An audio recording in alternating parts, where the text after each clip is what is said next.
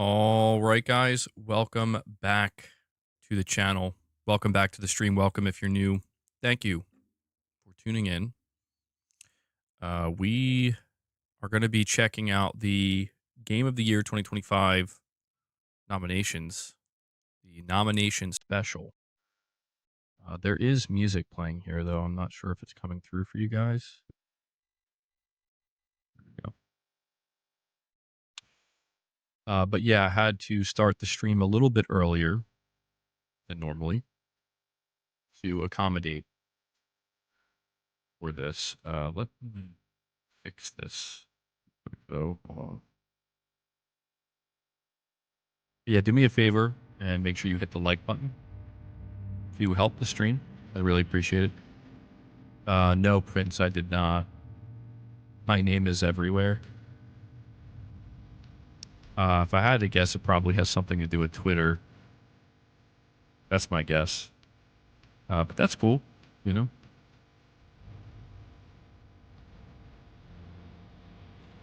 Sorry, I'm just trying to adjust the screen capture ever so slightly. Everything. So yeah, now would be the time. Is it a hot topic? Now would be the time to give your predictions. What is your lineup? I think it's going to be 6 games. 6 games for Game of the Year. The only game I really care about being up there is, I would say, Death Stranding 2. Maybe Ghost of Yotei. I don't know though. Like I don't know if Ghost of Yotei is going to be. I mean, there's really stiff competition this year. It's really tough. Give me a second though. I do have to pop my chat out here.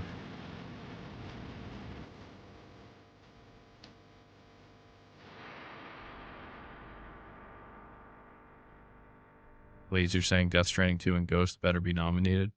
I feel like Death Stranding 2 is a guarantee. Death Stranding 2 is an incredible game. Ghost of Yotei is very good too, but I don't know. I don't know if they'll both be nominated. They're both deserving of it, I think, but I do think Death Stranding 2 is more deserving. Yeah, I think it was more deserving. Mind's Eye. Yeah, something tells me Mind's Eye is not going to be nominated for Game of the Year 2025. Something tells me.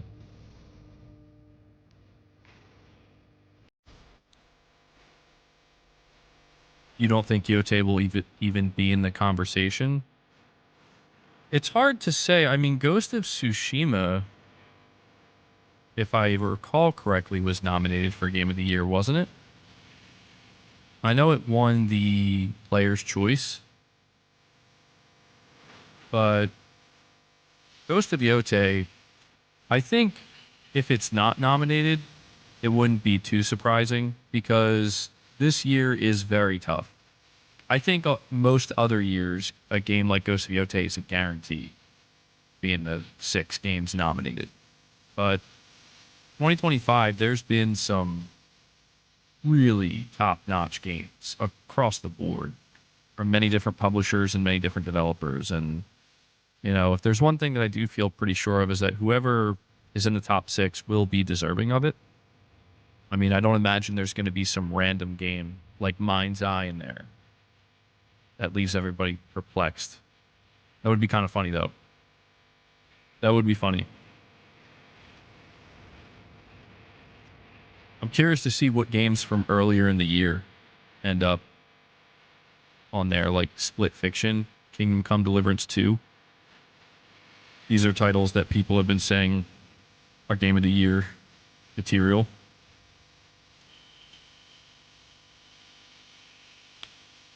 Let's see. And so, yeah, guys, make sure you're continuing to hit the like button to help the stream out. Let's see if we can get up to 50 likes. I would definitely appreciate that. Oh, that's absolutely true. Yeah, you can bet on that. It doesn't matter who gets nominated. There's going to be people fighting. Guaranteed. Somebody A certain group, I don't know which one, but a certain group is going to get upset. I mean, for me, if Death Stranding 2 is not nominated, I would be a little bit upset. Not extremely. I would be disappointed. I'd be like, man, that feels not right, you know? It'd be great if Death Stranding 2 wins Game of the Year, but I don't expect it to win. I do expect it to at least be nominated, though. Death Stranding 2 is such a great game. It really is.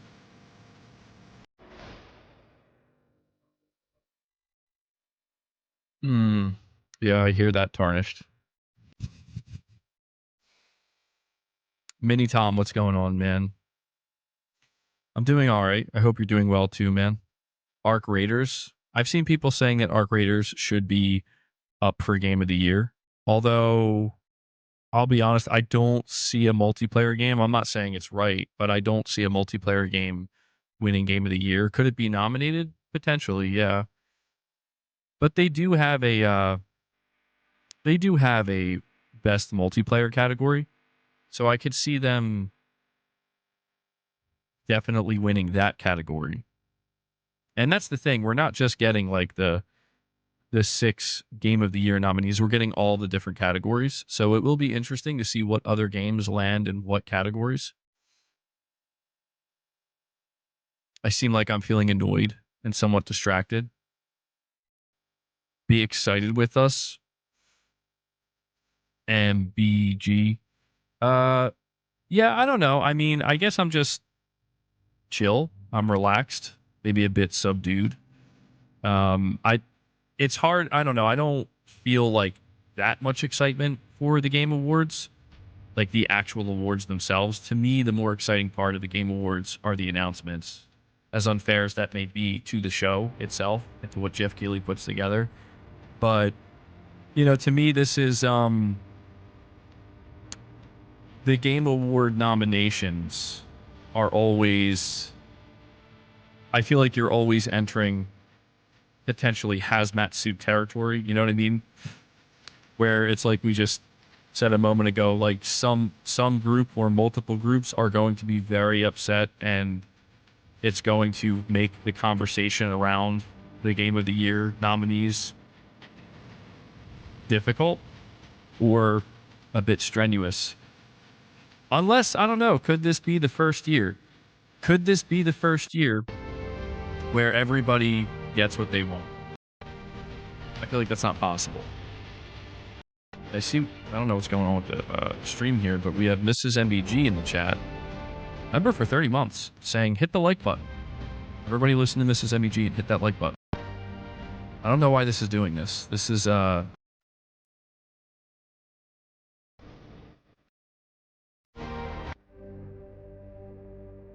Oh, that was really weird. Okay.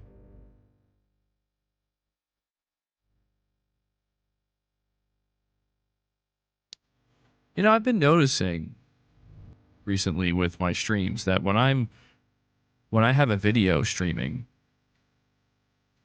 and I pop out my chat, it like starts to die slowly. I don't know why. It's very annoying. Maybe I can.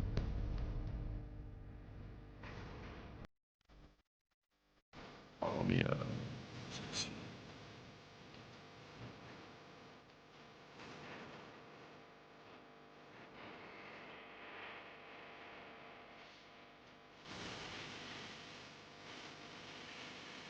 Okay.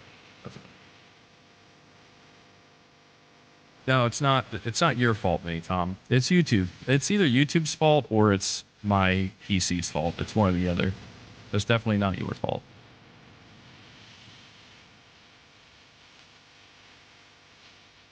I think Clair Obscur Expedition 33 is a safe bet. I think. I mean, I want to believe that Death Stranding 2 on the beach is a safe bet. Ghost of Yotei, I'm a little bit unsure of. It's a 50-50 coin flip.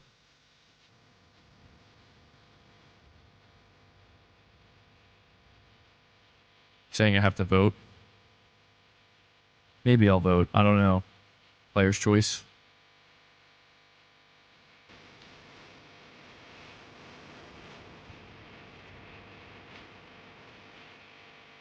I just realized this music is pretty loud. I had it really low in my headphones. I didn't realize how loud it was on your end.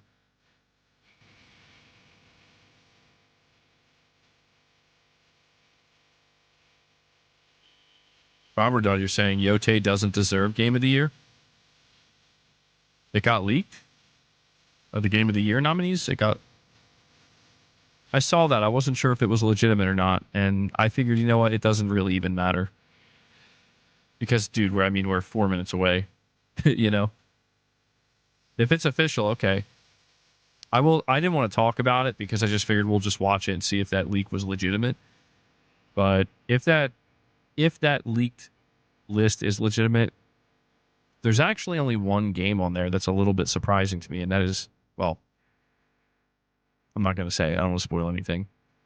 But there's only one game that I was a little bit surprised by. Not tremendously, just a tad bit. It's like, oh, okay, that did make it. But again, I didn't really want to talk about it because I didn't know if that was legitimate or not. It looked legitimate, but I'm like, it's an hour before it goes live. People make stuff up, People said Astrobot didn't deserve it. Yeah, there were a lot of people who were very upset that Astrobot won Game of the Year. I think those people are crazy. I understand that there were other games deserving of it, but I don't know, man. Astrobot is an incredible game and absolutely deserved it. Good morning, Michael. Thank you for joining me, son. Shadows not even mentioned or not even nominated. Elias, you were cheering when Astrobot won. I was surprised that Astrobot won. I wasn't surprised it was nominated, but I was surprised last year when it actually walked away with that Game of the Year award, dude. I was like, wow, I didn't know it had it in it. I didn't know it was going to go all the way. And you could tell that when the game director went on stage to give a speech, you could tell like even they weren't expecting it, I really enjoyed Astro. Yeah, a lot. I can't wait to see what the future of the Astrobot series looks like. Sony was shocked. I'm sure they were. Sony, I think, was very surprised. I think Sony was very happy with the reviews that Astrobot got. They were very happy with, the excitement around it and the praise. But I'm sure Sony was elated when they were like, and it wins Game of the Year. Okay, we got something special with Astrobot here. You thought it was too much of a clone to win? Yeah, some people feel that way. I think that's fair. And Michael Werneth comes in. Son, my son drops 20 membership gifts in the chat for you guys. We need some W's in the chat for Michael Werneth. He comes in. This it's like fitting with the music that's playing right now. He drops 20 membership gifts for you guys. Love to see it. Michael, thank you so much for the member drop, man. I'm going to add that to the goal. And that actually straight up brings us to just 5, being 5 away from hitting the goal of 25. Yeah. Here we go. And Michael, this is for you, buddy. Holy shit. Thank you. He says, welcome new members. I hope you enjoy your time here. Yeah, guys, we did a members lounge.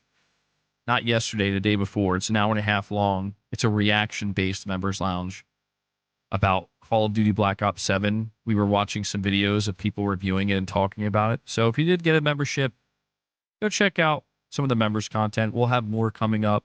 Morning with the Misses, future members lounges. And yeah, if you want to support the channel, you can do what Michael did here. Drop some member gifts, become a member. We have a goal of trying to reach 10 super chats today. We'll see if we can do that. All the support helps. All right, this is about to begin. Let's see. I'm gonna put the volume up a little bit.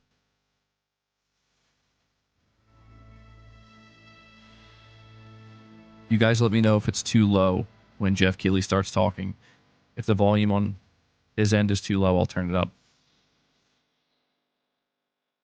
This year, there have been so many incredible games created and updated, but only a handful have the honor of being selected as nominees for the Game Awards by our global voting jury. Who's in the running? Well, you're about to find out as we reveal this year's nominees across all the categories, and you can help select the winners by voting at thegameawards.com. All right, should we do it? Here's the first category. Let's go. For Best Performance, the nominees are Ben Starr for Clair Obscur Expedition 33, Charlie Cox for Clair Obscur Expedition 33, Erika Ishii for Ghost of there we go. Yotei, Jennifer English for Clair Obscur Expedition 33, Konatsu Kato for Silent Hill F. Yo, Silent Hill and F. Troy Baker for Indiana Jones and the Great Circle. For Best Ongoing Game, the nominees are Final Fantasy XIV, Fortnite, Helldivers 2, Marvel Helldivers 2? Rivals, and No Man's Sky. For Best Mobile Game, the nominees are Destiny Rising, Persona 5, The Phantom X, Sonic Rumble, Yo, Bungie Uma made it. Musume, Pretty Derby, and Wuthering Waves. Bungie made it This somehow. year's nominees for Best Art Direction are Clair Obscur Expedition 33, Death Stranding 2 On the Beach, Ghost of Yotei, Hades 2, and Hollow Knight Silksong. For Best Score and Music, leveled up by Spotify, the nominees are Christopher Larkin for Hollow Knight Silksong, Darren Korb for Hades 2, Lorian Testar for Clair Obscur Clair Obscur is going to win this one. Toma Otoa for Ghost of Yotei, wow. and Woodkid and Ludwig Forsell for Death Stranding 2 On the Beach. Between The Death Best Stranding Audio and Design nominees Clair are Obscur, man. Battlefield 6, Clair Obscur Expedition 33, Death Stranding 2 On the Beach, Ghost of Yotei, and Silent Hill F. Wow. Best Adaptation was added to the Game Awards in 2022 to recognize an outstanding show, movie, or other creative work inspired by and based on an established video game world. Here are this year's nominees for Best Adaptation. A Minecraft Movie, Devil May Cry, Splinter Cell Death Gotta put Watch, Twisted Metal The up Last there. of Us Season 2, and Until Dawn. Yo, Until For Best Dawn? Narrative, the Bro, how are you outstanding going to put The nominees Last of are Us Season 2 there? Clair Obscur Expedition 33, Death Stranding 2 On the Beach, Ghost of Yotei, Oh, yes. Kingdom Come Deliverance 2, and Silent Hill F. Wow, Silent Best Hill F. community support celebrates Showing game up. developers who continually and transparently I gotta play that. engage, support, and respond to their players. This year's nominees are Baldur's Gate 3, Corey, Final thank you Fantasy so much for 14, dropping 5 Fortnite, membership gifts, man. Helldivers 2, and Thank you properly No when Man's this is Sky. over. Your nominees for Games for Impact are Consume Me, Despelote, Lost Records Bloom and Rage, South of Midnight, and Wonderstop. In the category of Best Multiplayer, the nominees are Arc Raiders, Battlefield 6, Elden Ring Night Rain, Oh, wow, Peak, Elden Ring and Night Rain. Split Fiction. Best Independent First time Game we're seeing Split celebrates Fiction? games with a high degree of risk tolerance, produced outside the traditional publisher system. Those nominees are Absolem, Ball Pit, Blueprints, Clair Obscur Expedition Clair 33, Obscur is Hades 2, all and over, man. Hollow Knight Silksong. They're all over Best these awards. debut indie game recognizes a development team that hasn't won a game award before. In fact, these teams published their first game this year. The nominees are Blueprints, Clair Obscur Expedition 33, Despelote, Dispatch, and Megabonk. Dude, Clair Best Obscur VR AR is game, everywhere. The nominees are Alien Rogue Incursion, Arcan Age, Ghost Town, Marvel's Deadpool VR, and The Midnight Walk. Midnight Walk, I forgot Content about that Creator one. of the Year, the nominees are Pedro, Kai Sanat, Moist Critical, Sakura Miko, and The Burnt Peanut. Part of the Game Awards is looking forward to what's next, and don't worry, we'll have lots of games to announce for you on December 11th.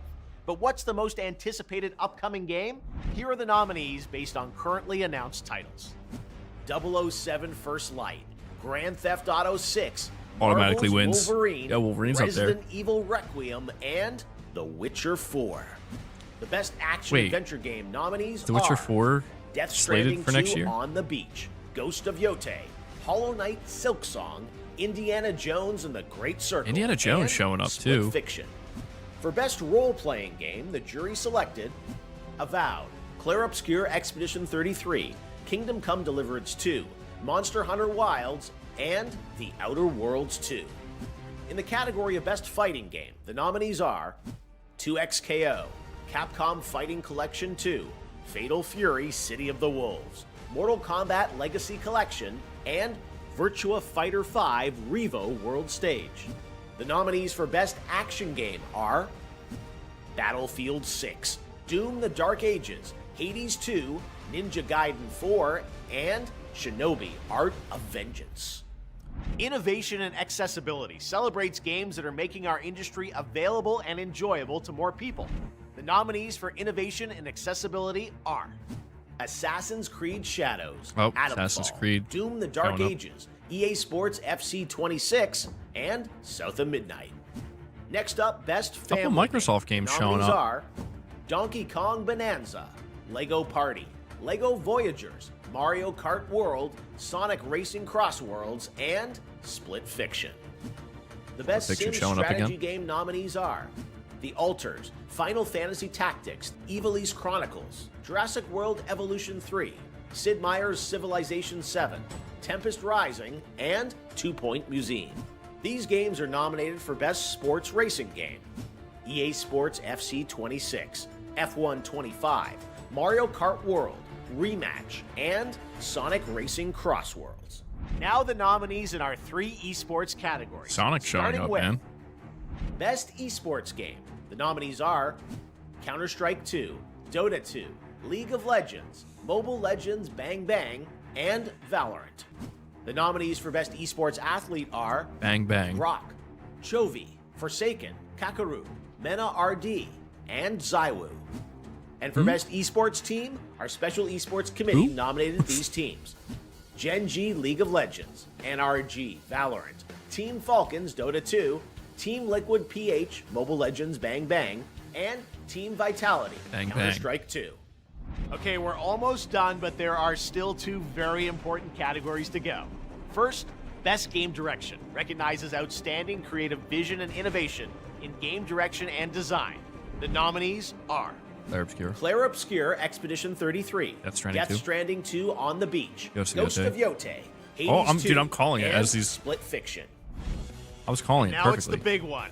GOTY, Game of the Year, recognizing a game that delivers the absolute best experience to players across all creative and technical fields. For this year's awards, our global TGA jury has selected the following 6 games as the nominees for Game of the Year. Clair Obscur Expedition 33 from Sandfall Interactive. Death Stranding 2 On the Beach from Kojima Productions. Donkey Kong Bonanza from Nintendo.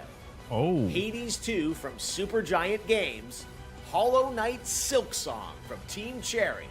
And Kingdom Come Deliverance 2 from Warhorse Studios.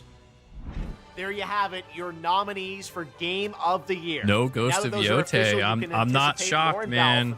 I'm not shocked. Playing their themes that leak was real. Salute to the nominees live on December 11th. But before that, we need your help to decide which nominees become the winners.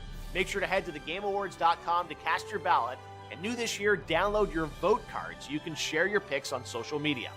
There is still one more category where the nominees have yet to be revealed: Player's Voice, where fans 100% select the winner from 30 nominees. We'll announce those nominees on Monday, December 1st, so set a reminder on the website if you want to be alerted. The winners in all categories will be revealed live during TGA when it streams globally on Thursday, December 11th, starting with opening act at 4:30 p.m. Pacific, 7:30 p.m. Eastern, 12:30 a.m. GMT at thegameawards.com and live across every major video and social platform out there. Thanks for watching. I hope to see you live on Thursday, December 11th to celebrate the best and see what's next in video games. Nice.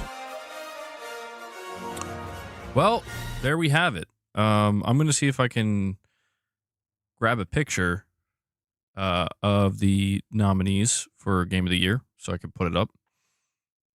But before I do that, let me get this out of here. Alvin, thank you for the super chat, buddy. You're saying Yotei got 10 times the overall nominations of Donkey Kong. Should have got the Game of the Year nomination instead. Yeah, I will say, when I saw how many times Ghost of Yotei was being nominated in the different categories, I really started to think, like, maybe it is going to be up there for Game of the Year. So that was a little bit surprising. But it's like I said before we watched this, I I hold on, maybe I can just put like a picture up of all of them. Okay, no, there isn't a picture of all of them. It's like I said before we watched it. I wouldn't be completely shocked if Yotei didn't make it to the Game of the Year category. Not to say it's not deserving. I do think it is deserving. I do think Ghost of Yotei is a Game of the Year caliber game. But I just suspected that going into this, like, man, there's so many different types of games that are doing so well in different categories that I wouldn't be completely shocked if it didn't make it. I'm just so happy that Death Stranding was there. That was the one I was nervous about because that's my Game of the Year. Why didn't PVZ make it? Yeah, not nominated a single time, bro. What happened? EA, what happened, man? All right, let me get this off the screen here, and we will. Yeah, adjust this. There we go. Slightly different camera setup. I hope you guys like it. It's more like straight. And by the way, Corey, the legend, Landiga, he dropped 5 membership gifts, by the way, while we were watching that. And so, Corey, thank you so much for that. I got to play your soundbite. I'm no hero. Never was. Never will be. Thank you, Michael. I'm glad you understood the reference. I'm going to bring Boss in here in just a minute, and we'll feed the beast. We'll give him some treats. Let me go grab that picture. Let me get out of here first. My chat has to catch up. Hold on. Just got to give it another second here. What's the biggest surprise for you guys when it comes to the titles that were nominated for Game of the Year? What's the biggest surprise? And Instant Messenger Sama, thank you so much for the 10 euro super chat. You're saying Ninja Gaiden 4 deserves to be the best action game. Yeah, I think a lot of people would agree with you. I didn't play it myself, but I've heard really good things about it. I've heard it's a really good like action game, right? Top notch. So I don't think what I mean to say is I think it has a pretty good chance. That game got a lot of praise. Why wasn't Yotei nominated? Well, the panel decided, I'm sure there were people on the panel who voted for Yotei to be Game of the Year, but something beat it out. I'm wondering what game beat it out. Thank you, Irfan. I appreciate that. Let me grab that. Okay. Yeah, so the leak was legitimate. It did look official. And Space Samurai with a $5 chat says Sonic Racing Crossworlds is a massive W as a Sonic fan, hoping for it to win Best Racing Game. Yeah, I saw it was up there a couple of times. I've heard good things about Sonic Crossworlds. I haven't played it. Maybe at some point I will, though, down the line. My son, he likes Sonic. He likes the movies. He hasn't been that into it lately, but maybe that's a game he would like to try out. I've heard good things. Sniper Elite Resistance and Mafia didn't get nominated for anything. There was an Xbox partner show announced. Was there? I'll have to look into that in a moment. And Hellbound 1981 comes in. The legend. He comes in. He drops another 5 membership gifts for you guys. Hellbound. Thank you for that, buddy. Guys, let's get some W's in the chat for Hellbound.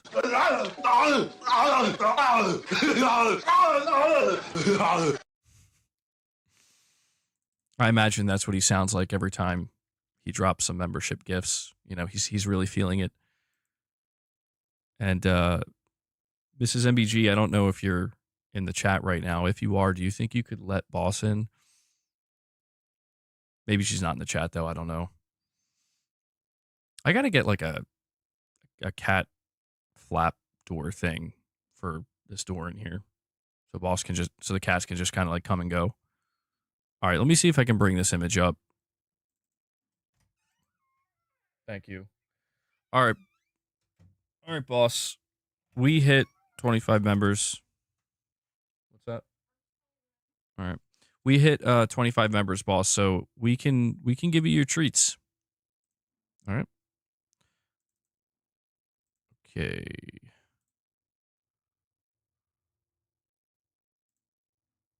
All right. Yeah, I'm going to bring the picture up now. Here we go. So these are, I guess I'll put it over here for right now.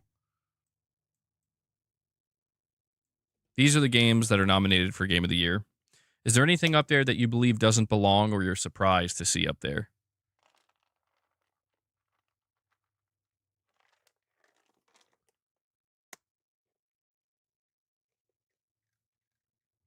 Yeah, the list that leaked out on Reddit was legitimate. It was true. It was real. Michael says I only played Death Stranding 2. I suck. I played Clair Obscur and Death Stranding 2. I didn't play the other games that are up there though. I've heard good things about every single game. Donkey Kong I wouldn't play. I don't really play Nintendo games. Like that's just not a game that I would play. Hades 2 I've been recommended a couple times. I heard that's very good. Same thing with Silksong. A lot of people were telling me to play Silksong. You know, I don't know though. I don't know. I heard it's really tough. You think Silksong could win Game of the Year? And Kingdom Come Deliverance 2, I had people on the channel here talking about how that is their Game of the Year. Like they were telling me that way back when it came out in what, February? Was it February?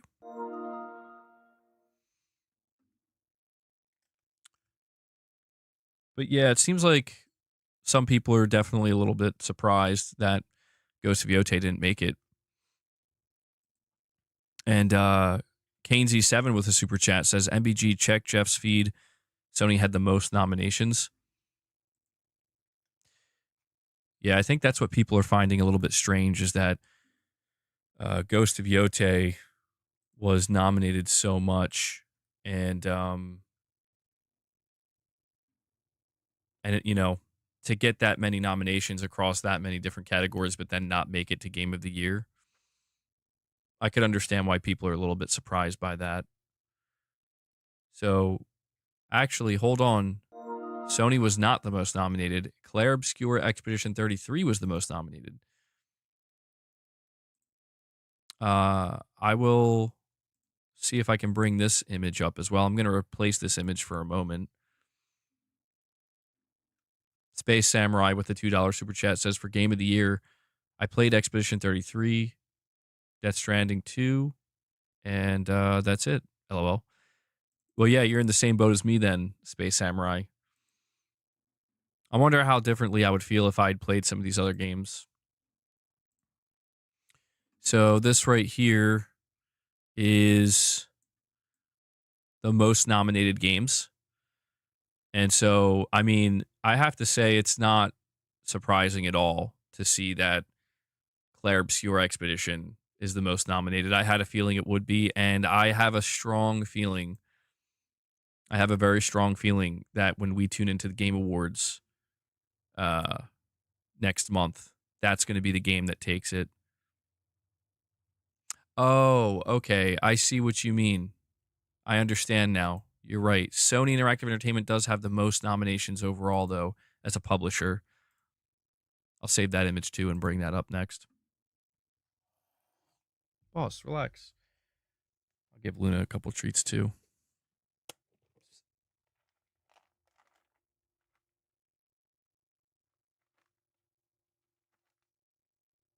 Come on, Luna. That's a bit too much. Sorry.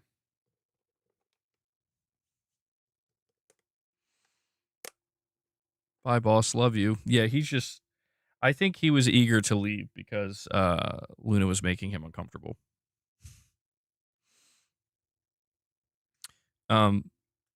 So when it comes to the individual games that were the most nominated, Clair Obscur, I do think that's going to win Game of the Year. I loved Clair Obscur.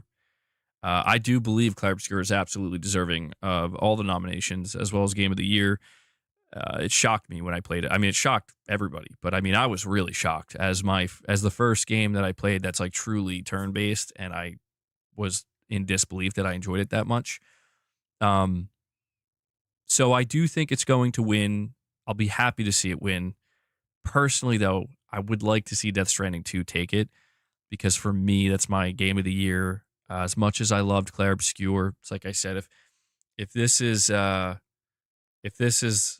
Clair Obscur is, Death Stranding 2 is like right there, you know? And there's like personal reasons for that because of some of the stuff that happened in the game and the story and the characters. But yeah, Ghost of Yotei got 8, or I don't know if it got 8 nominations, but it got what, like 3 or 4 individual nominations, and then Hades 2. Or wait, is it 8 nominations each? Am I misreading this? Jesse Bond, a member for 11 months. Thank you for the support, buddy. Saying on Yotei, I believe it beat itself out of Game of the Year based on its bad publicity and backlash it received based on devs and the controversy with it. Interesting. I don't think I agree with that, Jesse, only because my assumption is that the panel, like the panel of judges that are voting, I don't think, and I could be wrong, maybe I'm naive for thinking this, but I don't think they would allow any of that to interfere with their judgment or determination.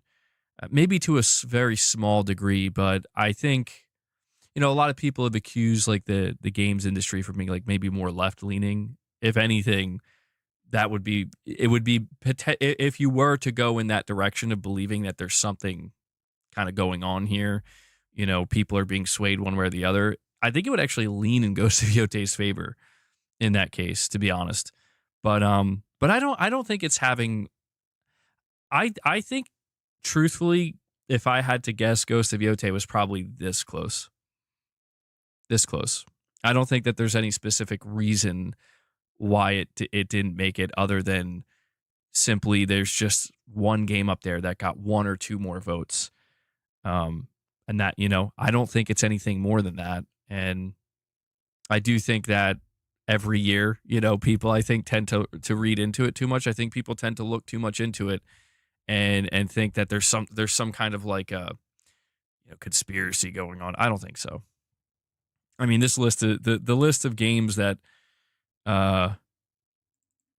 know, that got nominated, it's not too surprising to me. I did say earlier that there was only one game that was slightly surprising. There was one game that was ever so slightly surprising to me, and that game was Kingdom Come Deliverance 2. I say that only because, not because it didn't seem like a Game of the Year contender, but just because I would have assumed that wouldn't have been like a popular vote amongst the judges. You know what I mean? Like that, you know, you always think about like the recency bias and stuff like that. And games like Kingdom Come Deliverance 2, people praise games like that and are like, this needs to be a Game of the Year. Absolutely, you know, contender. But because it came out so early in the year, there's like this idea that people are going to kind of forget it, you know? And that didn't happen with Kingdom Come Deliverance, which is good.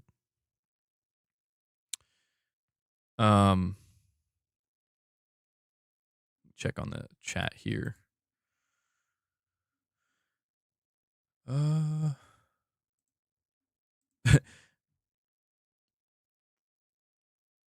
Yeah, that's true, Irfan. That is a little bit surprising. You're saying, how are there no nominations for Death Stranding 2 for performance?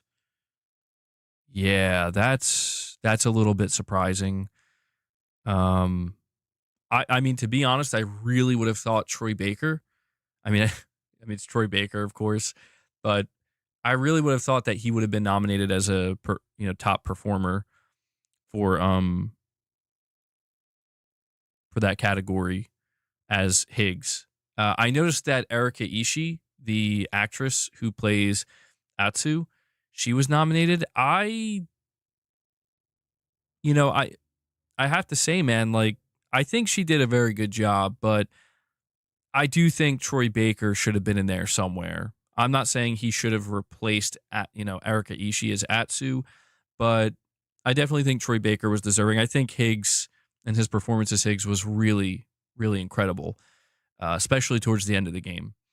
I mean, Norman Reedus was fine, but I think he was supposed to play a very stoic character, obviously. Everybody did really well in Death Stranding 2, performance-wise.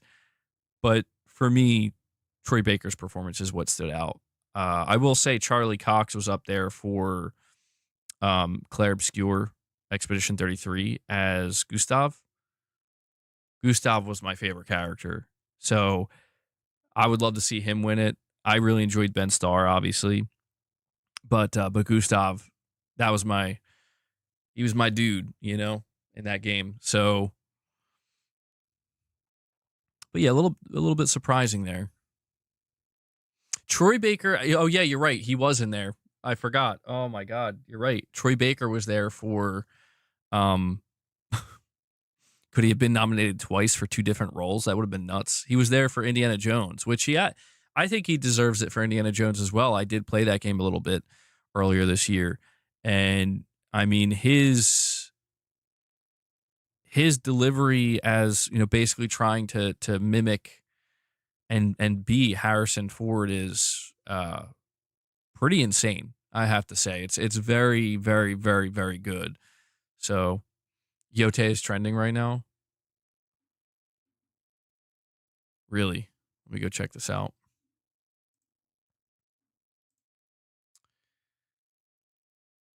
Oh yeah, it is. Blue Prince is trending as well. And then Moana is trending for some reason. Let's see. Ghost of Yotei. So he says Ghost of Yotei got nominated for 6 individual awards, but not Game of the Year.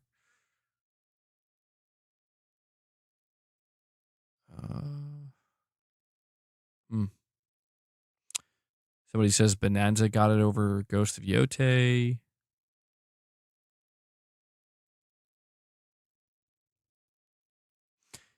Yeah, some people seem to be a little bit surprised. I don't know. I don't think people should get too hung up on it, to be honest. I mean, if you're like a diehard PlayStation fan that really wants to see a PlayStation game represented in the Game of the Year nominees, Death Stranding 2 is up there. I firmly believe Death Stranding 2 is more deserving than Ghost of Yotei. It's my opinion on that. Ghost of Yotei would have been very deserving if it made it, though.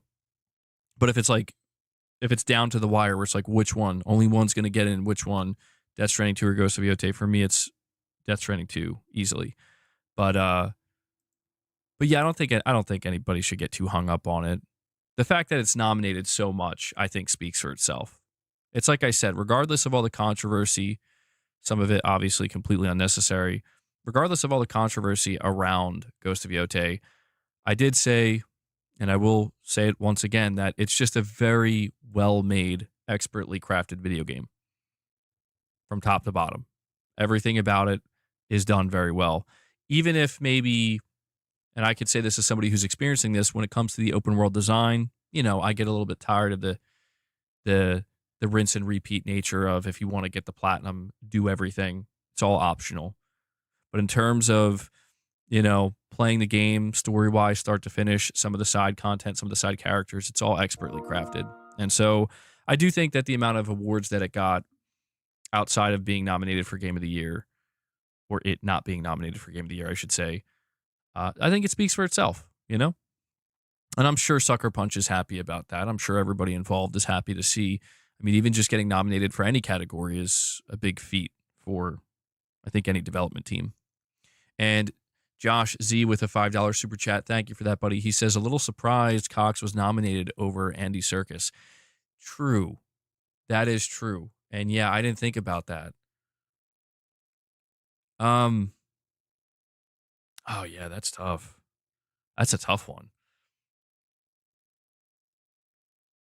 Yeah, his performance as Renoir was phenomenal.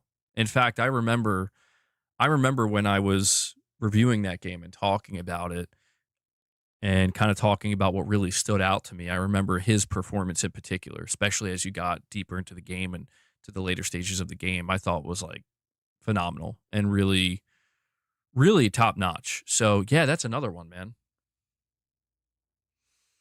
No, I don't think his name is actually spelled that way, but let me see.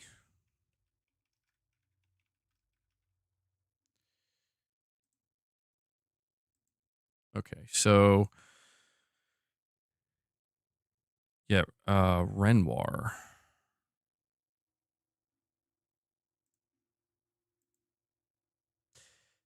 Between Ben Starr and Andy Serkis. Yeah, that's tough because Ben Starr did really good too. I mean, if it was up to me, I think I would replace Ben Starr's nomination. For me personally, I would replace Ben Starr's nomination. I know that's like blasphemy for some people with Andy Serkis. I would put Andy Serkis there as Renoir. I wouldn't take Charlie Cox out of there because even though, well, I don't want to spoil anything, but I do feel like he did really good as Gustav. Okay.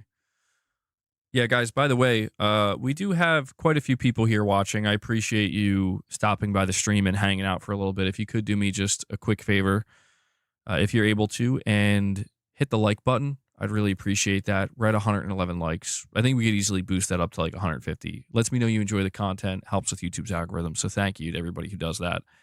And yeah, that has to be the biggest thing I was shocked by, Irfan. I don't really get emotionally involved anymore with the Game Awards because I just, the awards are what they are. There is one particular thing in this though that I was quite shocked by, and it's not a serious nomination, at least in my opinion, but the best adaptation, The Last of Us Season 2 getting nominated over Twisted Metal is a literal crime. That is quite possibly one of the most egregious oversights I've ever seen in the Game Awards. And I've seen some nonsense, dude. That is crazy. I'm not saying that The Last of Us Part 2 wasn't well made technically on like a technical level, but dude, Twisted Metal Season 2 is so much better just as a show, as as an adaptation, just across the board, in my opinion, it's just better. And I feel like if you go back and kind of look at the way people reacted to season 2 of The Last of Us, it was not received well. Now, I think like the Rotten scores or the Rotten Tomatoes scores were high. I think critics liked it. Maybe that's why it's there. But, I'm somebody who didn't even really like The Last of Us Part 2 that much story-wise. But even I was like, wow, it could get worse. Like, I didn't. That's impressive. Like, I'm impressed by how much worse you made it with it. And, I know there's some people who enjoy it. I'm not saying you can't enjoy it. I'm just saying that for me, I was quite surprised at like how different it was compared to the game and how many liberties were taken. And also, this is the standout. I know that this was beaten into the ground earlier this year, but Bella Ramsey's casting as older Ellie in The Last of Us Season 2 is also one of the biggest oversights I've ever seen. So I just recently watched Twisted Metal Season 2, and I was genuinely surprised at just how good it was. Season 1 was surprisingly good, but I will say on a bright note here, Until Dawn. Did you guys see? Until Dawn was actually nominated as Best Adaptation. And I got to say, I think that movie is slightly, just slightly, not a lot, slightly underrated, because I watched that movie and, I played Until Dawn, last year. I really got into it and I loved it. It's like one of the best games I played. And, I was afraid that like this Until Dawn movie was going to be, absolutely awful. It wasn't amazing, but for what it was, like for what it seemingly understood the assignment where it's like, we can't copy the game. It's just not possible to do that. So let's just kind of do our own thing and have some fun with it. And best of all, they kind of weaved it into the Until Dawn universe where I don't think it's a spoiler to tell you this, but the Until Dawn movie basically is a prequel to the game. And I found that very interesting, where I'm like, okay, all right, they're expanding the universe a little bit here. So watch The Last of Us win that award. Yeah. That would be such a... I can assure you every other thing that was nominated on that list is more deserving than The Last of Us Season 2 of HBO. I can assure you. So if it does win in that category, that might be the thing I'm most upset about.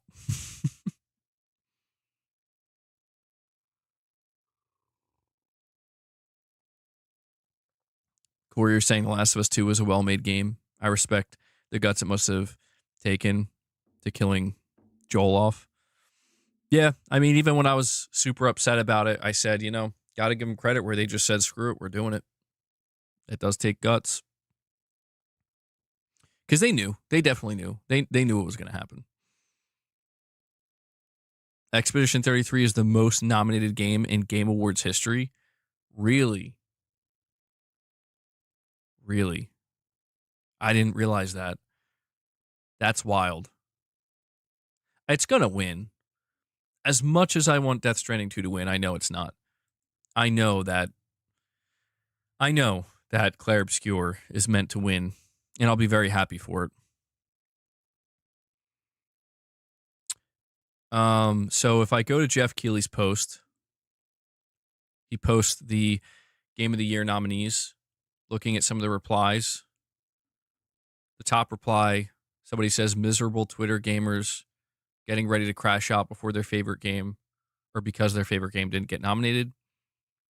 And then right below that, somebody saying Donkey Kong making this list is hilarious. Let's see what else people are saying here. The only game of the year that matters, Clair Obscur. Not that any of this really matters in the end, but Silksong over Split Fiction should be jail time.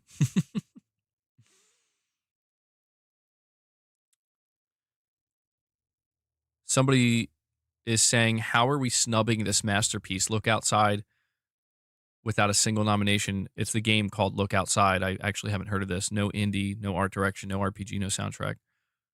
Are we serious?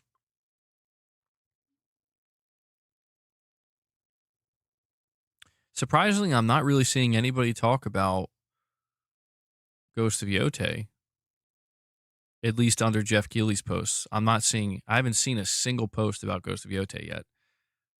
So I don't know that people are that upset, even though it's kind of trending.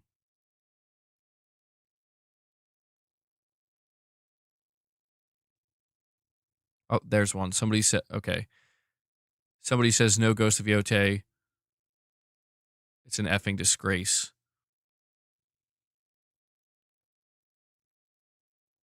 It's not as toxic as I expected it to be, which is nice. I was expecting it to be much worse than this.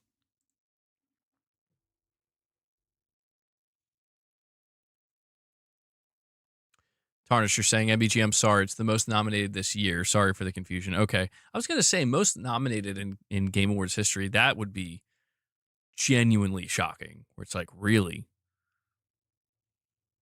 Metal Gear Solid Delta didn't make nothing? Yeah. Oh, you know what, though? Speaking of Konami, a game that showed up quite a bit, more than I was expecting. Silent Hill F. I haven't played it yet. I got to get around to it. But pretty surprised by that, I have to say. Like, not the fact that it made a nomination list for a specific category, but just the fact that it showed up numerous times. I'm like, damn. Konami, I think, has come a long way, in recent years, where, they went from being easily like one of the most hated publishers, and they seemingly just were like out of AAA gaming, to go from that to, kind of rallying again and trying to revive Metal Gear Solid, and reviving especially like what they did with Silent Hill 2 Remake and now Silent Hill F. Last year, I remember Silent Hill 2 Remake, I think, got a couple of nominations as well. So it's good to see that Konami is on the up and up again. Watch Wolverine beat GTA 6 for most anticipated. LOL, I'll vote for The Witcher 4. So my question with that category is, for the most anticipated, is that most anticipated game of 2026? That, like, my understanding is the game has to have a year attached to it. So are we saying that The Witcher 4 is coming out in 2026? Surely that's a joke, right? I'd be shocked if that happened. Is anybody really expecting it? No baby steps? Ray is offended. How dare Jeff Keighley not nominate baby steps? I've seen a couple people mention how Split Fiction maybe got robbed a little bit in some areas. Their website is down. Of course it is.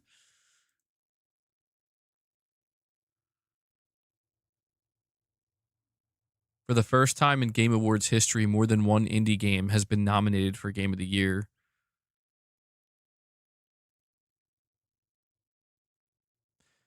Okami13 posted that with a picture of Silksong and Hades 2. But Clair Obscur is also an indie game. I mean, this year it seems to be dominated by, not dominated, but it's like split. Hollow Knight, Silksong, Hades 2, Clair Obscur. I mean, those are like prominent indie games.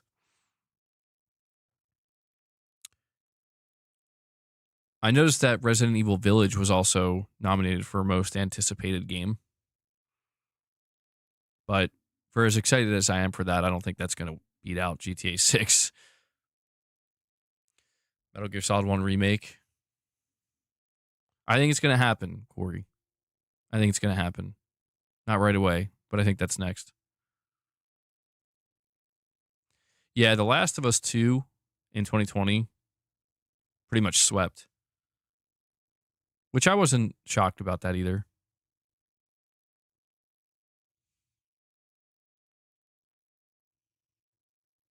Wait, hold on.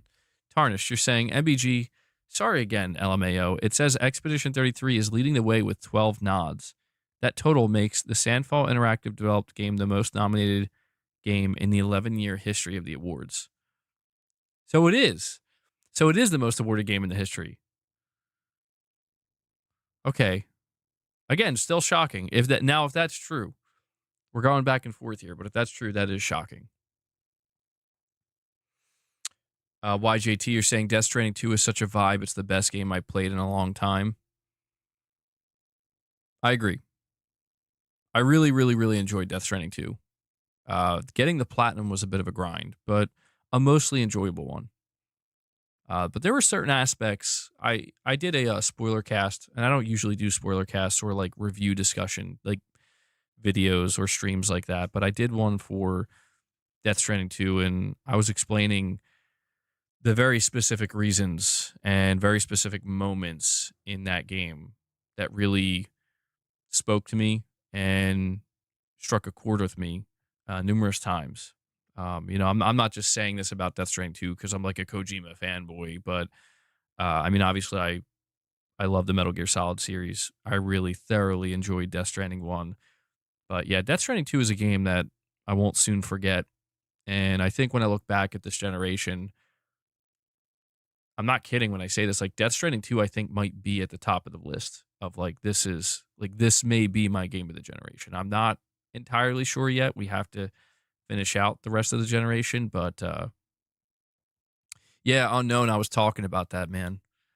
I was surprised by that. And Michael, thank you for letting me know. Critical information the chat has to know. Raven, you're saying I'm getting the Midnight Black DualSense Edge delivered today. Awesome, Raven. You have to let me know what you think of it. It's pretty cool that Sony decided to release all of their products in black now. I wonder if they're going to do the same thing with the PlayStation 6 lineup. If they'll just basically be like, you can just get the white version, get the black version, whichever one you prefer. Hey, you set me up for that. You set me up for that, Michael. Josh, you're saying beating Expedition 33 is going to be very difficult, just like BG3 took most of its nominations. I agree. I've said this, I think, throughout most of the year, and I will continue to say it leading up to the Game Awards next month. I do believe Clair Obscur Expedition 33 will take Game of the Year. What is this surfing? Let's see. Yeah, there it is. Dixerto is reporting Clair Obscur Expedition 33 is the most nominated game in the Game Awards history with 12 total nominations. Sheesh. Congratulations to Sandfall, man. Who would have thought? Who would have thought? I do have to respond to this post from the Game Awards, though.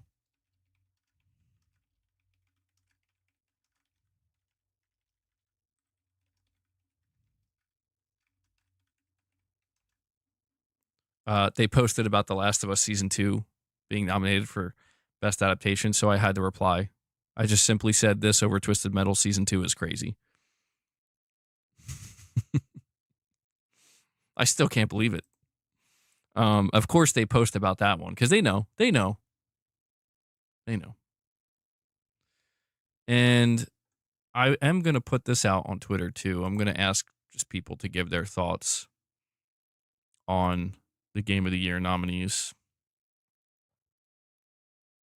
If it'll let me.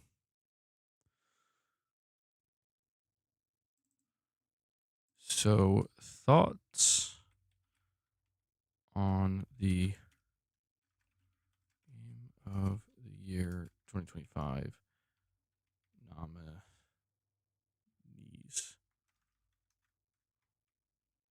Curious to see what people say about it.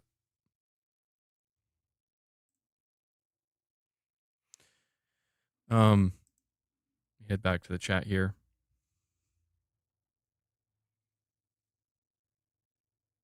Irfin, what are you trying to say there about Ragnarok?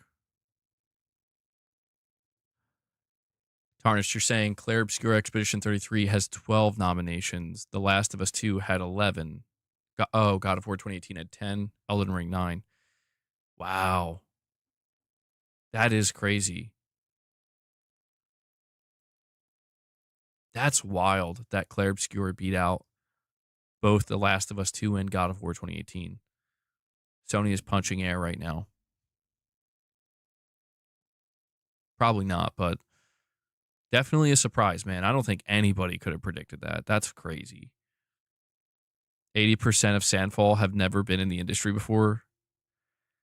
Yeah, the entire story around that studio is shocking. And I know that some people feel like maybe Clair Obscur is like overrated or overinflated. People are talking about it too much. I don't think so. I think it's deserving of it. Like, there's so many negative stories and so much bad news in this industry that, like, when you see something like this, it should be a kind of bright spot. Like, people should pay attention to it and gravitate towards it because it seemingly might pave a new path, like a newfound era, a new era, I should say, of different types of like what I'm trying to say here is it should instill a new level of confidence across the board in the development industry, in the games industry, where people will see Clair Obscur and think, you know what, maybe we can do that too. To whereas prior, they wouldn't have thought that. They need to see that. And, I think they're kind of like trailblazing a little bit right now. Not entirely. I don't want to make it sound like they're doing something truly revolutionary. Even they probably would say they are not doing that. But they're doing something different and unexpected. And I think the timing of it is everything, right? If you look at the state of the industry in 2025, I think you have the studio Sandfall sitting there with Clair Obscur. It's like, I think there's a lot to learn here. Sandfall devs said they specifically wanted to avoid modern discourse, and they've been rewarded for it. Interesting. Yeah. I mean, well, that's the thing, too, is like when I played Clair Obscur, I was definitely stunned by how good the story was and good the writing was and the character building and the character growth. And yeah, it was a game story-wise that it's the best way to describe this. Like it was just so focused on its own universe, where it's like it didn't feel like it was trying to convey some kind of forced message of any kind, good or bad, about anything. And obviously it did have some things to say, but it did so in a more broad sense. And it did so in a way where it's like it also kind of left it up to you, where especially when you get to the end, without spoiling anything, like you make a big decision and that decision, again, just giving the player that level of like agency, especially when you build up to that decision. Very good. It's expertly crafted, for sure. So I'm happy to see that they just kicked the doors down, dude. Like they didn't even insane, absolutely insane. And I want to say this, I have to brag a little bit right now, just a little bit. I'll never forget, and especially where we are now, we're looking at how Clair Obscur is now the most awarded game in the history of the Game Awards. Back in April of this year, and I rarely take review codes, and I rarely do reviews like that, but I took a chance with Clair Obscur for no specific reason, other than I just remember seeing a couple trailers and thinking it looked pretty good, it looked interesting, I like the art style, and so I decided to take a chance on it. And I remember when I was playing this game, I was reviewing it for a couple weeks, and I remember having conversations with my wife, literally saying, like, I could be wrong, and I'm going to be really curious to see if I turn out to be right, and she'll vouch for this. I remember saying, like, I think this is going to be, like, the next big thing. Like, this game is shockingly good. Like, it's actually kind of unbelievable. And I remember specifically saying that numerous times to my wife as I was playing it and reviewing it throughout those couple weeks, where I'm like, I feel like people are not ready for what this game is and what it's going to do. And I remember specifically saying numerous times, like, but maybe I'm totally wrong about that. I don't normally review games like this. I normally don't get a chance to play games ahead of time. Maybe I thought maybe I could just feel overinflated because of that. But then when I got to the end of it, I'm like, no, this is going to be. And to see that, like, I'm a little bit surprised that I did catch on to that as I was playing, where I'm like, this is going to be the next big thing. And that's not me like trying to take a victory lap. It's just like, it's good because I was unsure if people were going to feel as strongly as I did after I played it. Like, and also I felt very nervous because it was the first time I really embraced a turn-based RPG. And I'm like, people are going to be like, nah, bro, it's just your first time playing a turn-based RPG. Everybody feels that way. Like, oh, okay. But no, dude, this game and this studio, they shocked the world, man. Josh, you're saying it absolutely earned the praise. Reminds me of Ocarina of Time back in the day. Still universally praised, even by modern devs. Yeah, I don't think this will be one of those games that just kind of fades into the background. I could see Clair Obscur being a game that's referenced for decades to come. Yeah. I think the next question, though, is like what they're going to do next. Because, man, the one thing about reaching this level of success is the bar is now very high. The expectation that is now placed on this development team, very, very high. Gaming Survivor, thank you for that. Maybe at the end of the stream, we'll play that song. There's no way you titled it Steam Machine Basement Blues. Steam Machine Basement Blues. Nice. Oh, yeah, we'll check that out too, Irfan. I did promise you that we would do that. We'll do that at the end of the stream today. But all in all, man, I am excited for the Game Awards. I look forward to the Game Awards every year, not for the awards themselves, although it is interesting to see who wins what. I think I speak for most people when I say that we're looking forward to the announcements. And the great thing about the Game Awards is it is basically the new E3. It has been for a little while now, but if you've been paying attention to the Game Awards, it's been growing in viewership every year. It's just been climbing higher and higher and higher. And so the bigger the Game Awards gets, the bigger, the bigger the announcements will be, the more announcements there will be.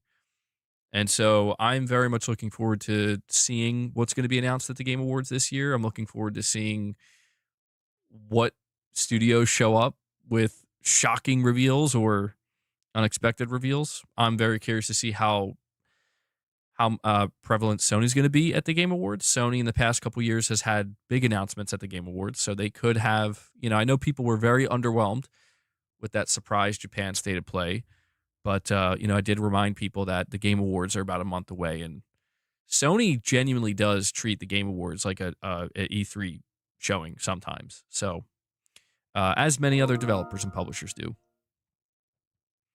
And Josh Z with another $5 super chat. Thank you for that, buddy. And that brings us to 6 out of 10 for the super chat goal. You're saying your review actually swayed me to buy the game. I wasn't sold by trailers, and I've been playing RPGs for 25 years. Wow.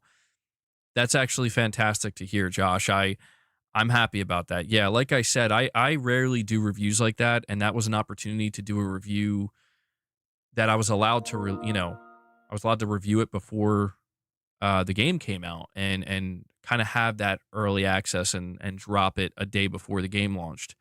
And I was eager to do so because my greatest fear when I decided to take on that review was I'm going to hate the game or something, or I'm going to like really regret it because I'm like, oh, this is not for me. And I was kind of expecting like to play it and then not do a review because I'm like, well, it's just best. I don't want to like dump on this game. You know what I mean? If I don't like it, because it's a game that's not normally for me. But it was the opposite, and I'm really happy to hear that, Josh, because I've seen you talk about this game throughout, the months and how special it is to you and how much you enjoyed it, among others. And that's interesting. I didn't think my review would have been able to do that, but I'm happy it did. And yeah, man, whatever they cook up next, I don't know if it'll be necessarily a direct sequel. I don't know if they said what they're going to do. I don't know if they're going to do like Clair Obscur 2, but whatever they cook up next, I will be there. I will be seated day one. And we also have Sean Mitchell with a super chat. Thank you, buddy. He says, just dropped in. I feel like Troy Baker has been robbed a best performance nomination for Higgs. What the hell, man? Anyways, Death Stranding 2 for the win. Yeah, Sean, we did talk about that briefly, but I'm in agreement. I don't know. I can't speak for my chat. He is nominated for Indiana Jones. And you're saying you think his Higgs performance trumps Indiana Jones? Surely. I do agree. In terms of performance, in terms of like acting ability, and like really, I think evoking certain emotion through his performance, I agree 100%. Higgs takes it. However, I do think that what he did, kind of like emulating Harrison Ford as Indiana Jones, was very impressive as well. I mean, yeah, if it was up to me, I would replace Troy Baker's performance nomination with Death Stranding 2 for Higgs. So I'm 100% in agreement with you there, Sean. Irfan, you're saying, you know what I'm thinking right now? There's a real possibility of Yotei not winning a single award. Oh, yeah, that's certainly possible. That's certainly possible. Again, man, I wouldn't be shocked. Not because I have anything against Yotei. I don't. I'm still playing it. I have to admit, like, I feel like I'm done with the game, but I have like what about like 72% of the trophies done? There's just a couple trophies that are a bit grindy, where I'm gonna have to like, you have to go play your shamisen in certain areas or something, and I have to get all the camps cleared out. Stuff like that's a little bit redundant. And if I wasn't so adamant about just locking down that platinum and getting it done, I probably would have moved on from it. But my whole thing with Yotei is that I think I think that, like I said, it's a expertly crafted game, but it's maybe this was just the wrong year for it, to be honest. I don't know. Although it would have been worse next year for sure. But there was an unexpected amount of not just okay games, not just good games released this year. There was an unexpected amount of like top tier, like 10 out of 10, 9 out of 10 games compared to a lot of other years. And I think that's good though, because we've seen years where there's just like not a whole lot of competition, and you're seeing games that are like, really, like that's a game of the year nominee, or like, I, something that's like maybe lower on the scale in terms of like, review scores and Metacritic. But I think that most other years, I do feel confident saying most other years, Ghost of Yotei would have been up there for sure. But the idea of it not winning anything, yeah, it's possible, man. I mean, it has what, like 4 or 5 nominations or something like that. But I think every category it's nominated in, Clair Obscur is there too. So Black Ops 7 2026 Game of the Year. Arc Raiders did get a nomination. And Helldivers 2 also got a nomination.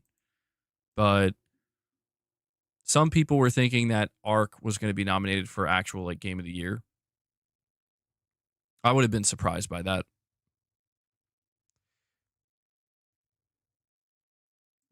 Hold on one sec. What video is this surfing?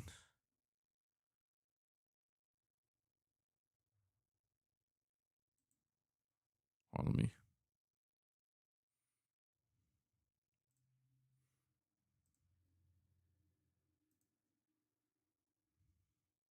see.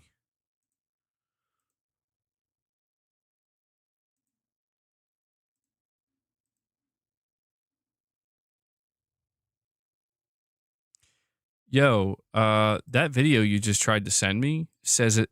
I just clicked on it. It says it's no longer available due to a copyright claim.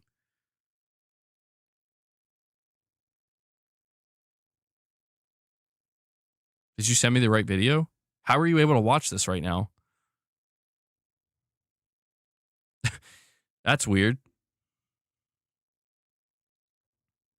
Oh, Yotei has 8 nominations. My bad. Yeah, my bad. I mean, dude, if you're nominated 8 times, I feel like you got to take at least something. You got to win at least one award. Right?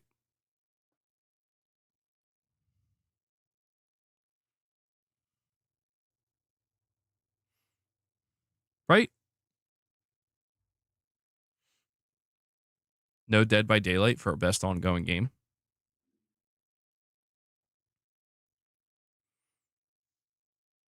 Have I played Monster Hunter Wilds? If so, how is it? I haven't played it. No, I haven't played it. I did play the beta, and it was like okay. It was pretty good from what I played, but I was like too intimidated to buy the game and commit to it, honestly. There was that one year in the Oscars where Joker had 11 nominations and only got like 1 for best actor.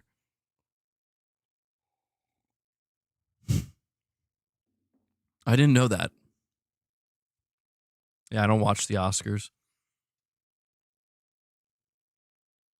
I mean, maybe we could see a similar situation. Josh, you're saying Yotei is this year's rebirth? You think so?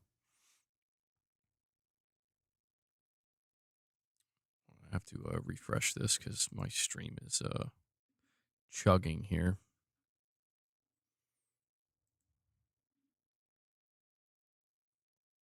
There we go. That's better. You think Expedition 33 has to take Game of the Year? Most original game, not a sequel or existing franchise. It hits on all fronts. Agreed. Yeah, I think one of the biggest things in favor of Clair Obscur is the fact that it's not a sequel, is the fact that it is a new IP. And I do think that that holds a lot of weight, for sure, with stuff like this. I mean, almost every game up there was like a sequel or an existing IP. In fact, I think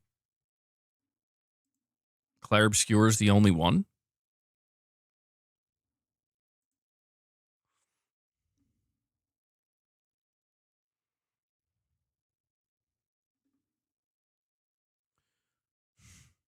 Let me I want to play this again because I don't think it came through for you guys. Happy PS3 Day. Are you going rate PS, Xbox, Steam, Nintendo as business standpoint at the end of year? I would like hear your opinion. Stay gangsta. Thank you for that perfect image.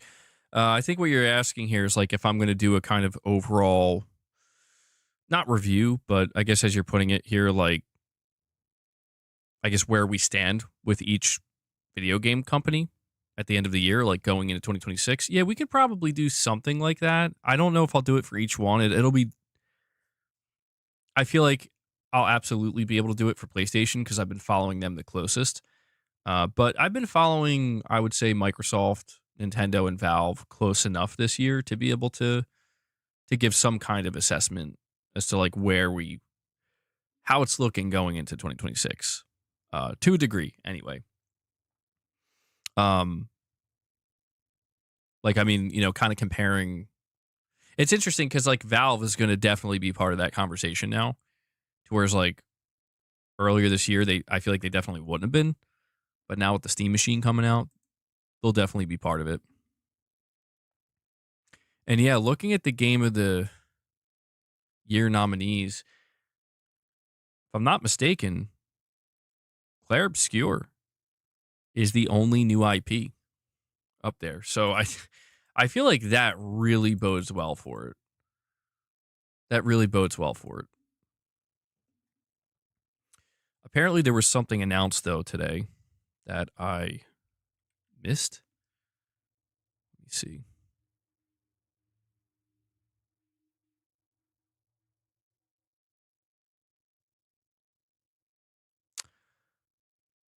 Oh, hold on. I just came across something on the Gaming Leaks Rumor subreddit, but I have to see if this person is considered reliable. Okay.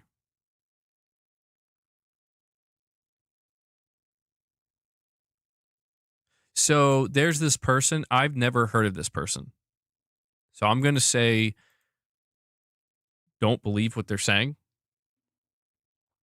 I'm reading some replies. Somebody says, how reliable is this person? He basically has no sources or information. He literally just is constantly throwing out nonsense because Nintendo kids are really easy to hook with rumors. Everything he gets right, which is very few and far between, is because someone more reliable says it first and then this guy just says it louder.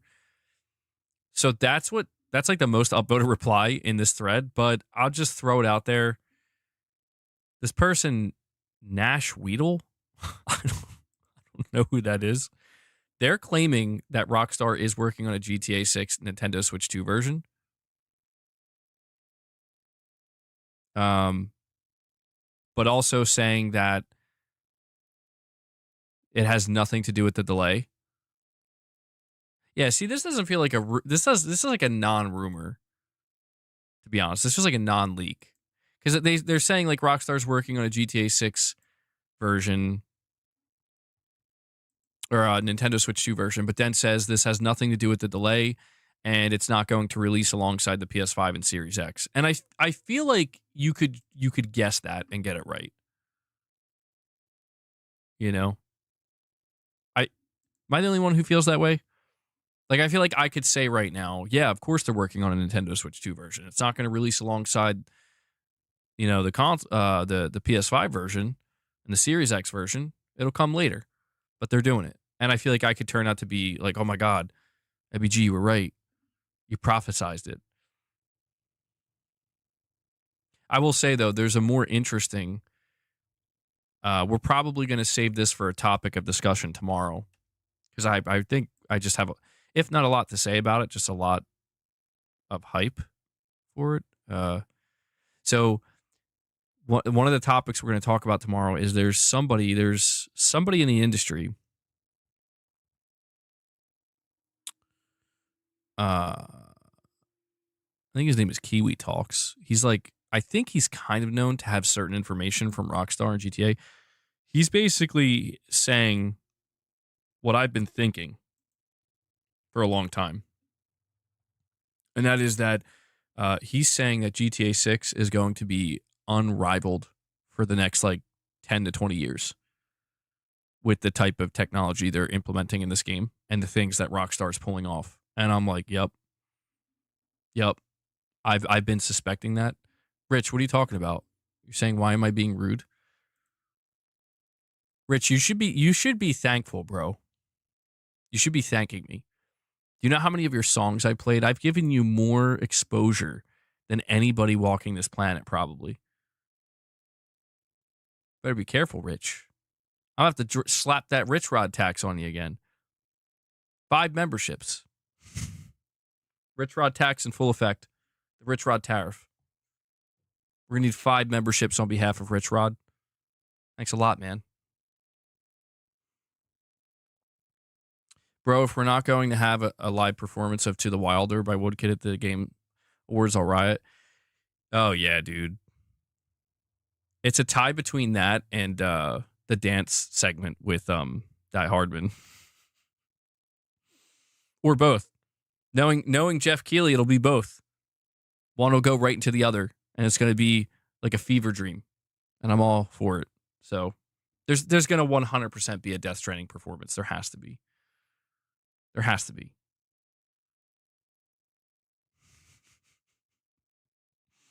Yeah, I really like that song from Woodkid. Yeah. Really, Captain Hook? You're saying you hated the story in Death Stranding 2? That's very surprising. Huh.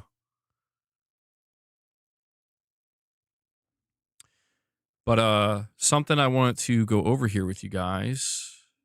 I feel like something was announced today. Somebody said it was announced, but I'm not finding it anywhere. Somebody was saying there was an Xbox partner direct or something.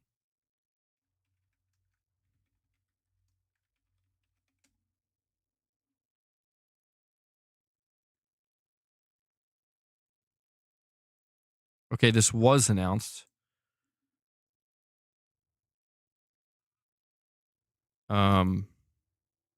Wow, this was...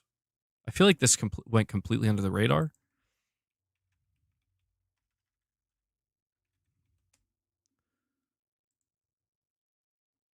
Okay, so there is one happening, yeah. Over on the Xbox Wire, it says Xbox Partner Preview. See the latest games from our amazing third-party partners this week, November 20th. Oh, wow, that's just in a couple days, too. For me, it's going to be at 1 p.m. Eastern, so we'll be able to stream it because I was going to be live anyway. But it says here, we're excited to reveal that the next Xbox Partner Preview, our broadcast that shines a light on upcoming games from our talented third-party partners, is coming this Thursday, November 20th. The show will include news on upcoming games from partners including IO Interactive, Tencent, and THQ Nordic, plus some brand new reveals and Game Pass announcements. During the Xbox Partner Preview, we'll show an exciting first look at content coming to 007 First Light, an electrifying extended gameplay trailer for the upcoming dark fantasy epic Tides of Annihilation, and a fresh look at Reanimal, the new horror adventure from the creator of Little Nightmares, among other great games heading to Xbox consoles, Xbox on PC, and Xbox Game Pass. Additionally, all the games featured during Xbox Partner Preview are Xbox Play Anywhere, which means you can enjoy every single one of them across console, PC, and supported gaming handhelds with just one copy of the game. So okay, yeah, this seems like it'll be worth tuning into. Tides of Annihilation, dude. Surprised to see that that's going to be at this Xbox show. I think that game was first revealed during a State of Play last year, and people were really on board with it. They really liked what they saw. And obviously 007, there was a State of Play for that earlier this year, and people really liked it. So, yeah, maybe we'll stream that. We'll tune in, check it out.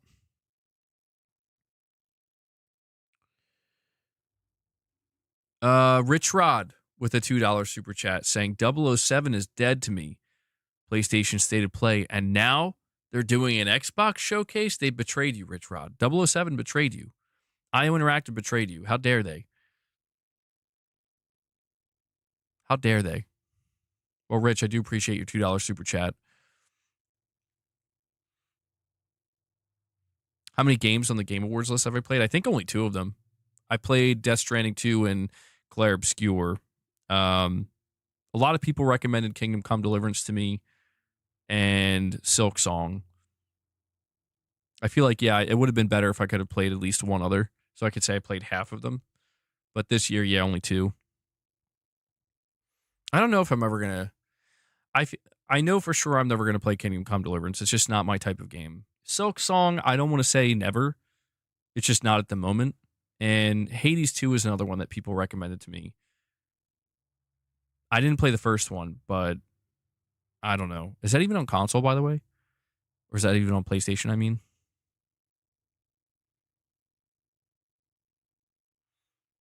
I did, yeah. I saw the extended gameplay for Tides of Annihilation, and it looks promising. It does. It looks good. I think Jennifer English is the voice actress of the main protagonist as well. She was in Clair Obscur. No, I have not played Hollow Knight. That's why I wasn't on board with the hype train for Silksong.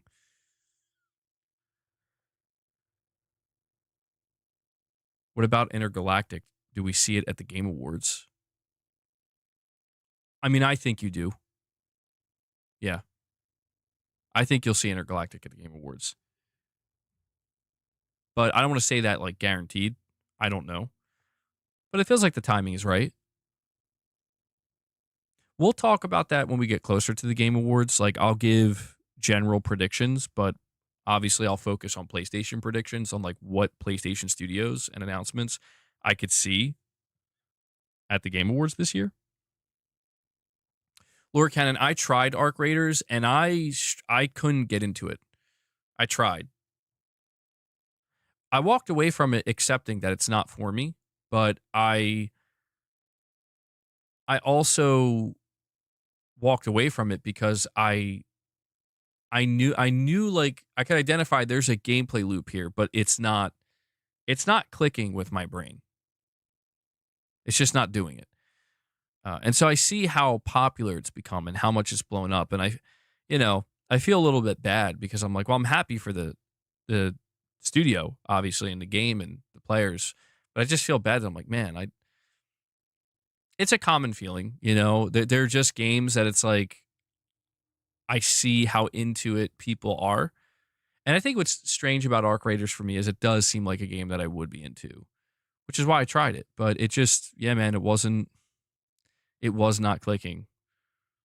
But I'm really happy to see that people are enjoying it so much. Guy Gravity says that's so sad, MEG. Arc is so good. Me and my friends are addicted badly. That's what's so weird to me is I've seen so many people talk about how addicted they are to this game. And I'm like, did I miss something? Like, I don't, because I know that feeling, but I didn't get that feeling whatsoever when playing it. Not even a little bit. So I don't, that's why I'm saying like it didn't scratch an itch in my brain like it is for many other players. Saying you have to play with friends. I was playing with my buddy. It's about to hit 500K concurrent players. Its player count has risen for 3 weeks in a row, which is crazy for a live service game. Wow. 500K. That's doing better than Helldivers 2. Holy crap. Good for them, man. Yo, you have to imagine Bungie is punching air right now, right? I mean, I feel like this game completely stole their thunder. Like, completely and entirely. Bungie must be feeling pretty bad. I feel like Arc Raiders is finding the success that they hoped Marathon would. And I think Marathon does have some kind of chance, but a very small chance. But now it has competition. Like, Marathon is going to have to now go up against Arc Raiders. And yeah, man, that's crazy. Bungie got dominated before they were even able to release their game, dude. And Bungie did make it for a Game of the Year nomination with the mobile game Destiny Rising. Did not expect that one. You're saying Xbox fanboys are mad at Jeff Keighley? Why? Somehow Destiny was nominated. Yeah, right? Somehow. Well, I did read a rumor recently that we are apparently supposed to be getting some kind of video documentary on Marathon very soon. So I'm guessing soon means this month. I don't think it'll come next month. It does seem like we are going to get a proper re-reveal for Marathon. Gord says down on the upside. Absolutely. I see you, Gord. Yeah. Amazing album. You're saying they're upset because PlayStation has them, they're dominating as a publisher.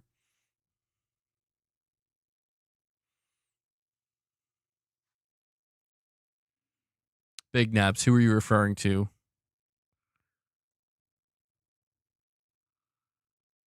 And when it comes to your question, I'm not sure. I don't know if Arc Raiders is good for solo players. I'm not sure.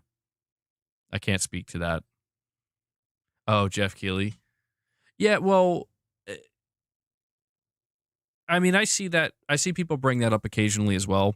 They talk about, like, you know,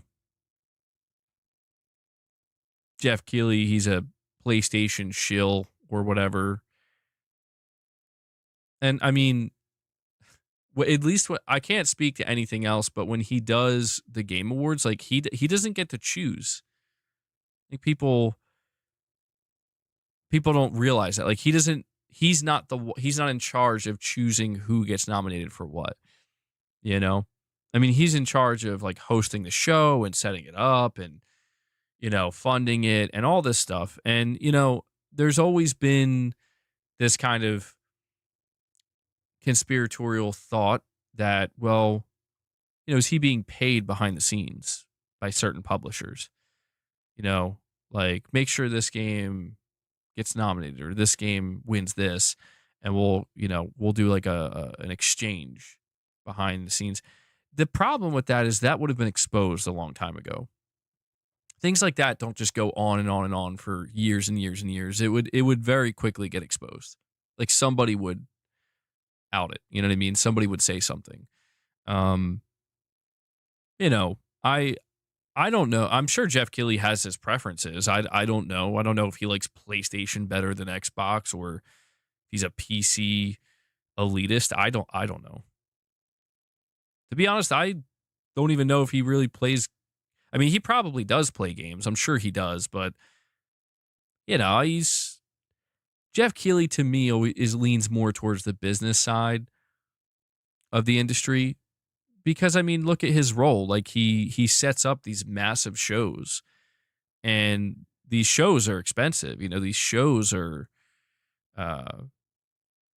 they're expensive for publishers and devs to be part of. And, I mean, dude, the Game Awards probably make so much money. He's, dealing with sponsorships and stuff like that. I mean, he has a whole team, obviously. It's not just him doing it alone, but I think Jeff Keighley, he's more of a figurehead. I don't think Jeff really has much sway in terms of like how people feel about games, their opinions, industry wide. I think he has a certain level of influence, but I don't think it really goes that far. I think he has much more reach and much more sway on the business side of it in terms of like, again, wanting to fund a show, wanting to work with sponsors and wanting to try to bring on big publishers to show their games off. I think in that way, he has probably a massive amount of influence. But in terms of like him swaying like how people feel about a video game, I don't think so, man. I don't think so. I've never viewed Jeff Keighley that way. And I don't think anybody truly has. Because that's not really what he's doing. That's what influencers on YouTube and Twitch and people who are playing these games and people who are talking about these games and reviewing these games and people who are not setting up shows, that's premiere. What they're doing. World freaking premiere. IO Interactive, you asked for this. You made your bed, now lay in IT. You fail worse than Concord. Am Rich. Rich. There's no way you just decided. This man just decided to make a song about IO Interactive. Okay. Well, we have the RichRod tax in full effect. All right. Rich, listen. Listen, we hit our first goal today of 25 members, which I'm happy about. It's all I was aiming for. We're sitting at 30, thanks to Hellbound. If we get to 50 before the end of the stream, I will play your song. We're going to react to what, Irfan, you said he wanted me to react to that Mighty Keef video. We could check that out before the end of the stream. I'm not going to ask you guys for anything for that. But Rich, the tax is in full effect. If we hit 50 before the end of today's stream, I will play your song. People really liked your last song, by the way. Somebody even left a comment, Rich, on that stream. They were like saying you had to archive all your songs.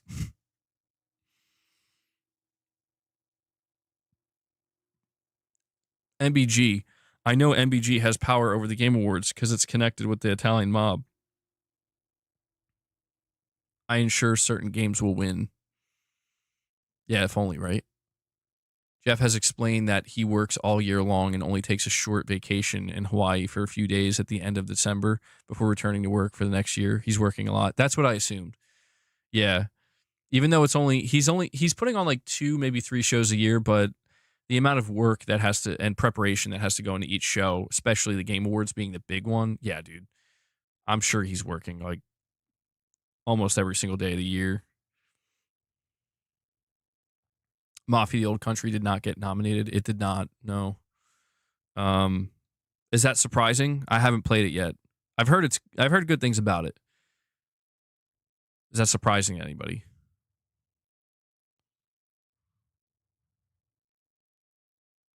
Mafia: The Mid-Country? Uh-oh. I heard it was pretty good.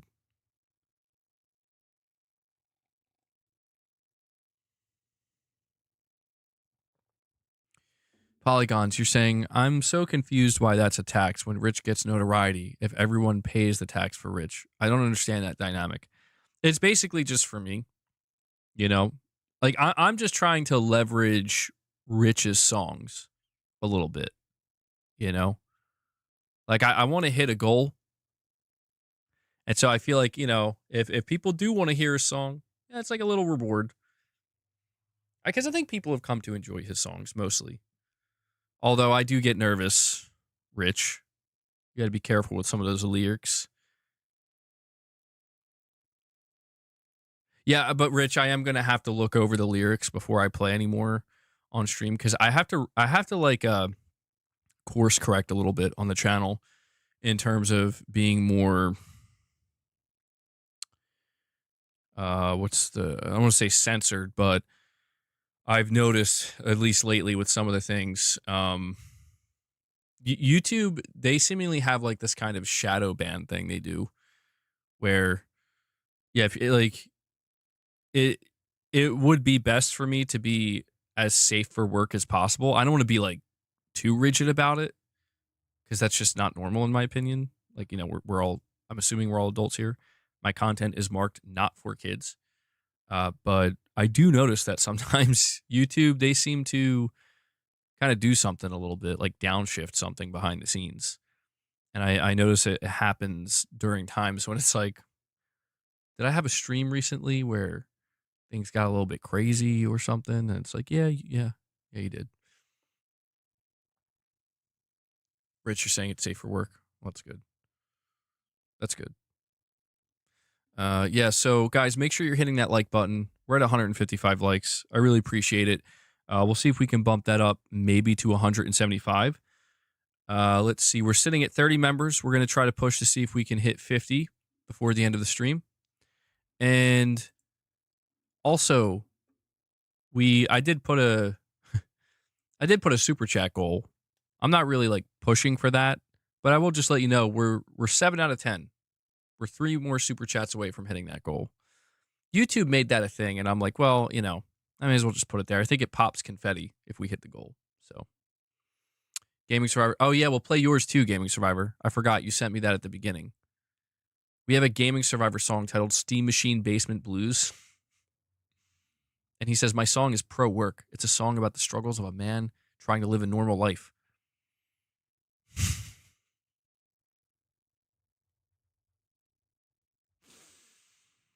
Dance me a number. I know, right?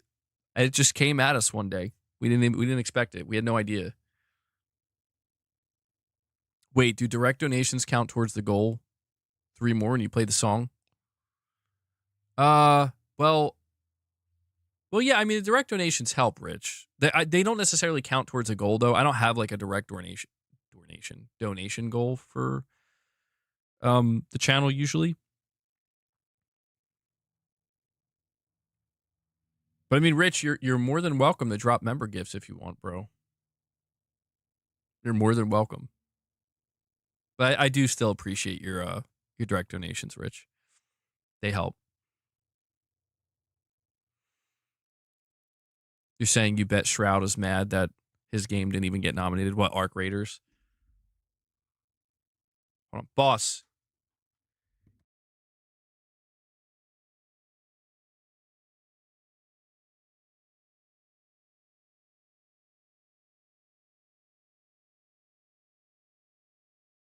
Here we go. Here's where a boss starts to misbehave for literally no reason whatsoever. You cannot jump up here, dude. I have too much stuff now. Do it again, and I'm going to have to escort you out. No, Petrov, I decided not to go with that. I think it's just too intimidating, you know? I think a daily one is just better. At least for now. That's what I've been doing for the longest time, and that's what people have come to expect. So I think kind of changing it up radically, it could be off-putting, you know? Hold on, though. I do want to check something.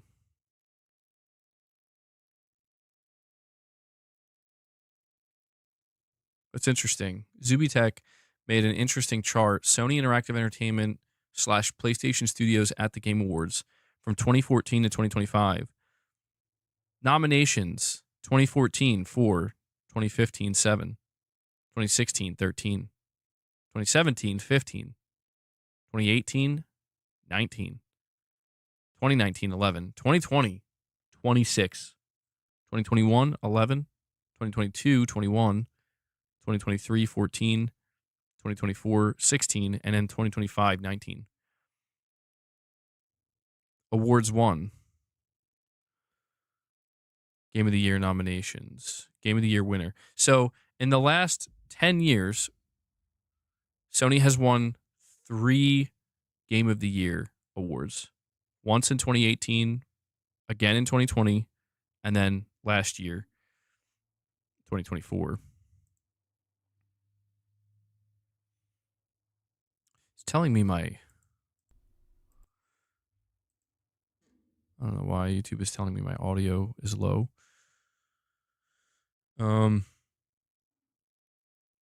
That's pretty impressive, I would say. I mean, Sony, yeah, Sony as a publisher in terms of awards, they've been pretty impressive throughout the years. They've been consistent, I would say. That's the word I would use. They've been consistent. Every year they seemingly have games that are award-winning to a certain degree, you know, sometimes very award-winning.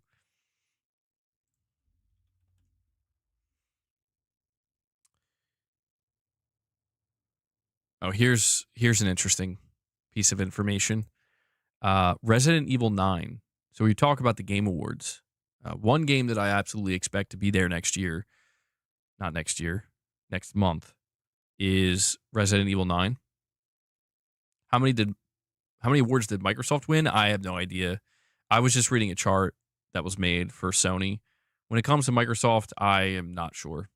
I know it can't be many, to be honest. Yeah, I'm not trying to sugarcoat it. I don't think it's many. Although I did see Microsoft show up quite a bit this year.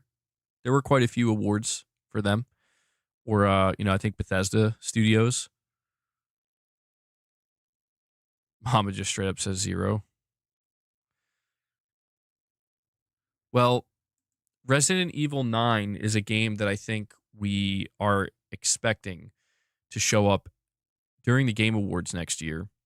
I keep saying next year. Why do I keep saying next year? Next month. Next month in December, okay? And I came across this. It says Resident Evil producer clarifies recent misleading information about Leon in Resident Evil Requiem. In an exclusive and transcribed interview with the game's producer, the Stevivor editor discussed several aspects of Requiem and also the alleged leaks regarding Leon in the game.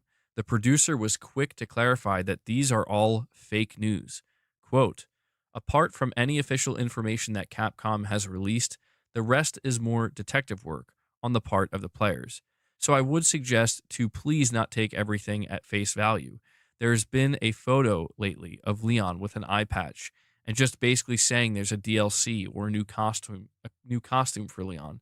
But just to make sure, these are all fake news. End quote. Bro, Capcom really wants people to believe that this ain't happening. I think he's not lying. I do think that the image he's referring to of Leon with the eye patch, I agree. That was proven to be fake. That was shot down. And then more recently, he referenced the pre-order bonus for a Leon costume. That was also shot down and proven to be fake. However, come on, man. Come on. We all know Leon's in this game. We all know he's coming. Yeah, straight up Will Ferrell meme. I don't believe you. But I will say this. I don't want to like overanalyze his quote, but I'm going to do it anyway. He says, apart from any official information Capcom has released, the rest is more detective work on the part of the players. So he's straight up acknowledging, like, yeah, the players are going to have to do some work. They're going to have to do some detective work. And the only things he references as fake news are the two things that were literally proven to be made up and circulated. And it's funny because if you read the quote and you kind of zoom out, he doesn't say Leon's not in the game. He doesn't say it. He doesn't say Leon's not in it. He's just saying, like, don't take everything at face value, and here are these two particular specific things that we can confirm are fake. So I firmly believe the Leon Resident Evil 9 reveal is happening next month at the Game Awards. I think that's going to be one of the biggest reveals during the show. And, if you guys watched the reveal trailer for Resident Evil Requiem, apparently some people have deduced, if I'm using that term correctly, that specific scene that is shown for approximately 2 seconds of a person walking on the street in a raincoat or a trench coat, and you only see like their waist down, people have determined that is in fact Leon in the trailer. And Dusk Golem, who was the first person to claim that Leon is in this game, he claims that in that trailer, Leon is there, but only like very briefly. And he didn't say specifically where he is in that trailer. So, yeah, people have determined that is, that is it.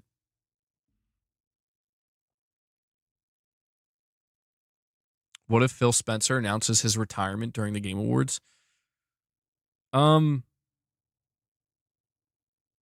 afraid for what that means for the audience and the reaction. Truthfully. I'm afraid that people are going to cheer for the wrong reasons. And it would feel like a mistake.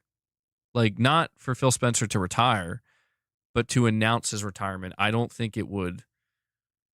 Like, I don't know. I think it would be kind of awkward. Like, could you imagine if they announced Jim Ryan's retirement at the Game Awards? Like, people would be like cheering. Like, yes, please leave, I don't know if Phil's going to retire. I don't know if he's going to retire. He has a good seat at Microsoft. He's the head of gaming. So, but yeah, he's been there for a long time, dude. He's been there for well over 30 years. So it's definitely a career. And I'm sure he's made in terms of like money and retirement fund and all that stuff. So he definitely could retire if he wanted to. I don't know if he wants to though, but there have been rumors that he is going to retire soon. Phil is way overpaid according to himself, so why would he leave? Yeah, that's true too. I remember he said that. That's crazy that he said that. But, you know, I got to give him some credit for, you know, having a certain level of self-awareness. Like, even he knows. He's like, bro,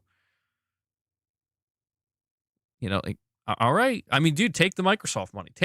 Listen, if you're at Microsoft, you take the Microsoft bag. I can't blame him. You cannot blame him, you know? To be honest, I think Phil, it's interesting because, like, if he does retire, it's, you know, it would create a lot of conversation. But the biggest thing it would do is, because Phil Spencer has been in the industry for such a long time and he's been such a figurehead that people would look back and be like, you know, try to determine, like, you know, was he actually good or not? Like, did you know, was he judged fairly? And I will say that, like, I do think Phil Spencer, I think maybe I'm giving him the benefit of the doubt here. I'm playing devil's advocate, but like I do think he actually did and like does care about the Xbox brand and like did care about the console. I just think that he failed upwards, dude. And I think that's why he would say something like that, like, "Oh yeah, I'm overpaid." I think that's why he would say that, because I think even he has a certain level of awareness. He's like, "How did I even get here? Like how am I the head of Microsoft Gaming?" It's like, dude, I don't know. And I think it just comes down to, like, Phil will announce his retirement, hold on. then come back 3 months later to announce a Xbox showcase and act like he never announced his retirement. Yo, that was from RichRod. That would be amazing.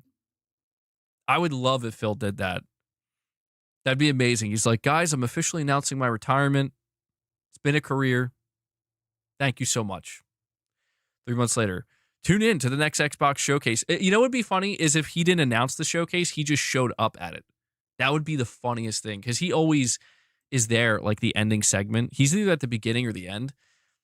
Next year's showcase, I wonder who's going to be there now that Phil retired. I guess it'll be Sarah Bond. At the end, he just shows up again and he's just talking as if nothing ever happened. That'd be so weird, but so amazing. But I do think that, like, when you look at what happened with the Xbox One and Don Matrick, I think that Don Matrick messed up so bad that it was like, okay, pretty much anybody could probably do better than this guy. And I think Phil, if I had to guess, the one thing that Phil Spencer did pretty much immediately when he became in charge of Xbox was the backwards compatibility situation. And if you remember, if you go back to 2015, and trust me, I was paying attention to Xbox at this time very closely. If you go back to that, the backwards compatibility announcement during their showcase was like the first time that people were actually positive about Xbox One, where people were like, oh, like, okay, this is cool. And they really leaned into that. And I think also his Game Pass idea, even though Game Pass isn't working out the way they thought.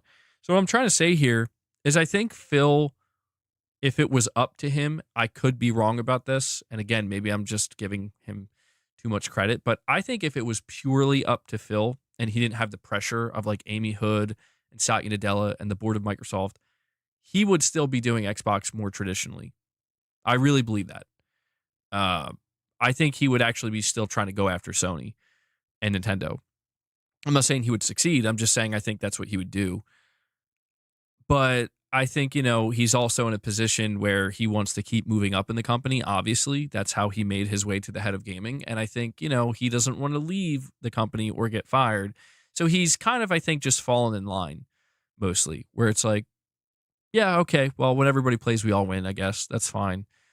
You know, we'll welcome new storefronts. And I think when you look at why his, you know, people say he's a liar. And I always tell people, like, dude, all video game executives kind of lie a little bit because they don't really have a choice. Like, it's because they're speaking on behalf of a million, billion, trillion-dollar corporation, and that corporation's philosophy likely if not philosophy, certain decisions they make will change on a quarterly basis. Therefore, what the figureheads, what the executives say is going to change. That's not me being defensive. That's just me trying to realistically acknowledge that happens with Sony too. It happens probably with Nintendo as well. It's always going to happen because these companies are always changing their minds and their strategies on, the circumstances have changed, so to speak. So, yeah, I don't know. Will Phil Spencer retire? Maybe. If he does, I don't think anybody would be shocked. The rumor I heard, and I think this was like earlier this year, and I don't remember if it was debunked or not, but the rumor I heard is that he's going to launch the next Xbox. He's going to stick around to launch the next box, and then after that, he's going to retire. That would make sense. That'd be a good place to go out. If you look at when Jim Ryan retired, he retired seemingly just as Sony was prepping for the next gen. And I think Jim was just like, I did what I had to do for the PS5. I don't want to be here again for the PS6. And that's kind of the way Sony's done it. Sony's always kind of passed the torch, That's what's kind of been strange about Xbox is there's been no passing of the torch in a meaningful way for like 12 years or something.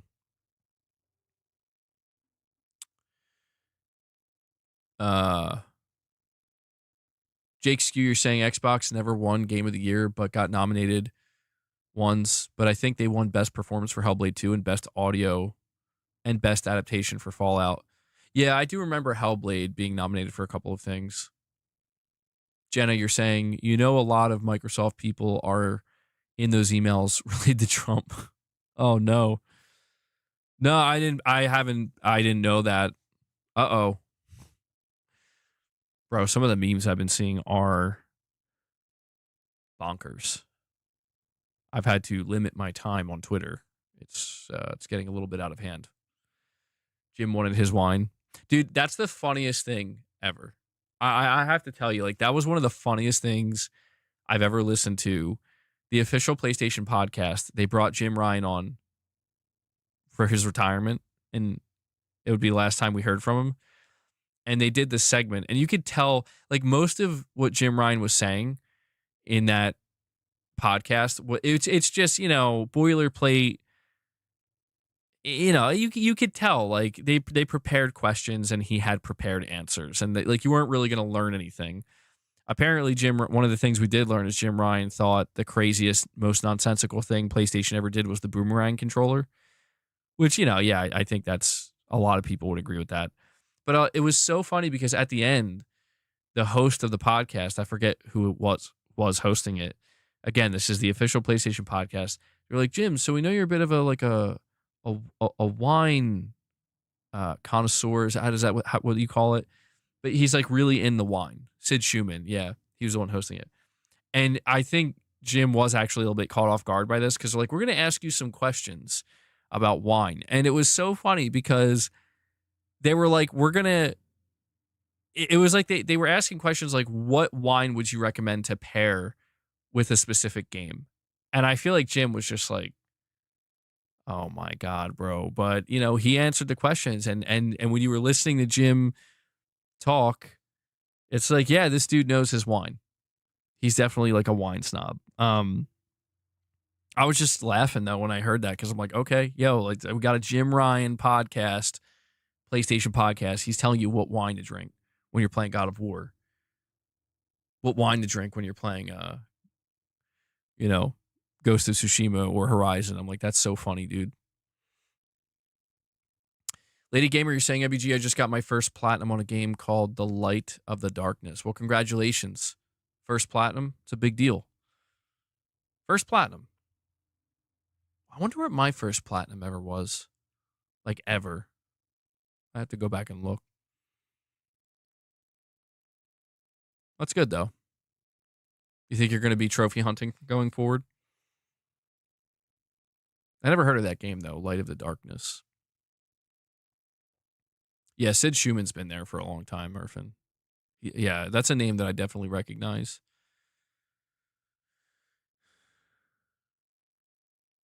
Wes, you're saying this site is so slow, it's taking you 30 minutes to vote on everything? Yeah, I'm not even going to bother trying right now. I don't even know if I'm going to be honest. I don't care. I don't know that I care enough to vote on this stuff. That's like how little I care about the awards anymore.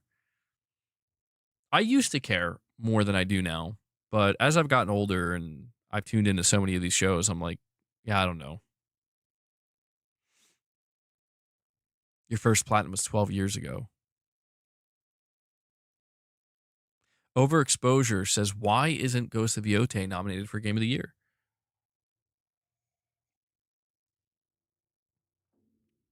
Well, I have a question for you guys. For those of you, Mohammed, no, I haven't seen that. Did that just come out? I have a question for you guys. For those who, believe that Ghost of Yotei should have been nominated for Game of the Year, which game do you think it should replace out of the 6?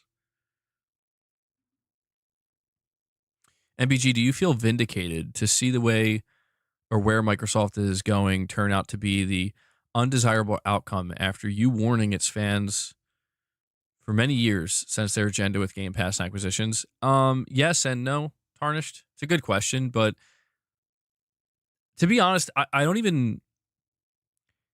It doesn't feel good, obviously, because it's not necessarily the outcome I wanted to see. But what makes it feel worse is like the thing is, man, and Tarnished, it took me too long to realize this. The people that I was trying to quote unquote warn didn't care.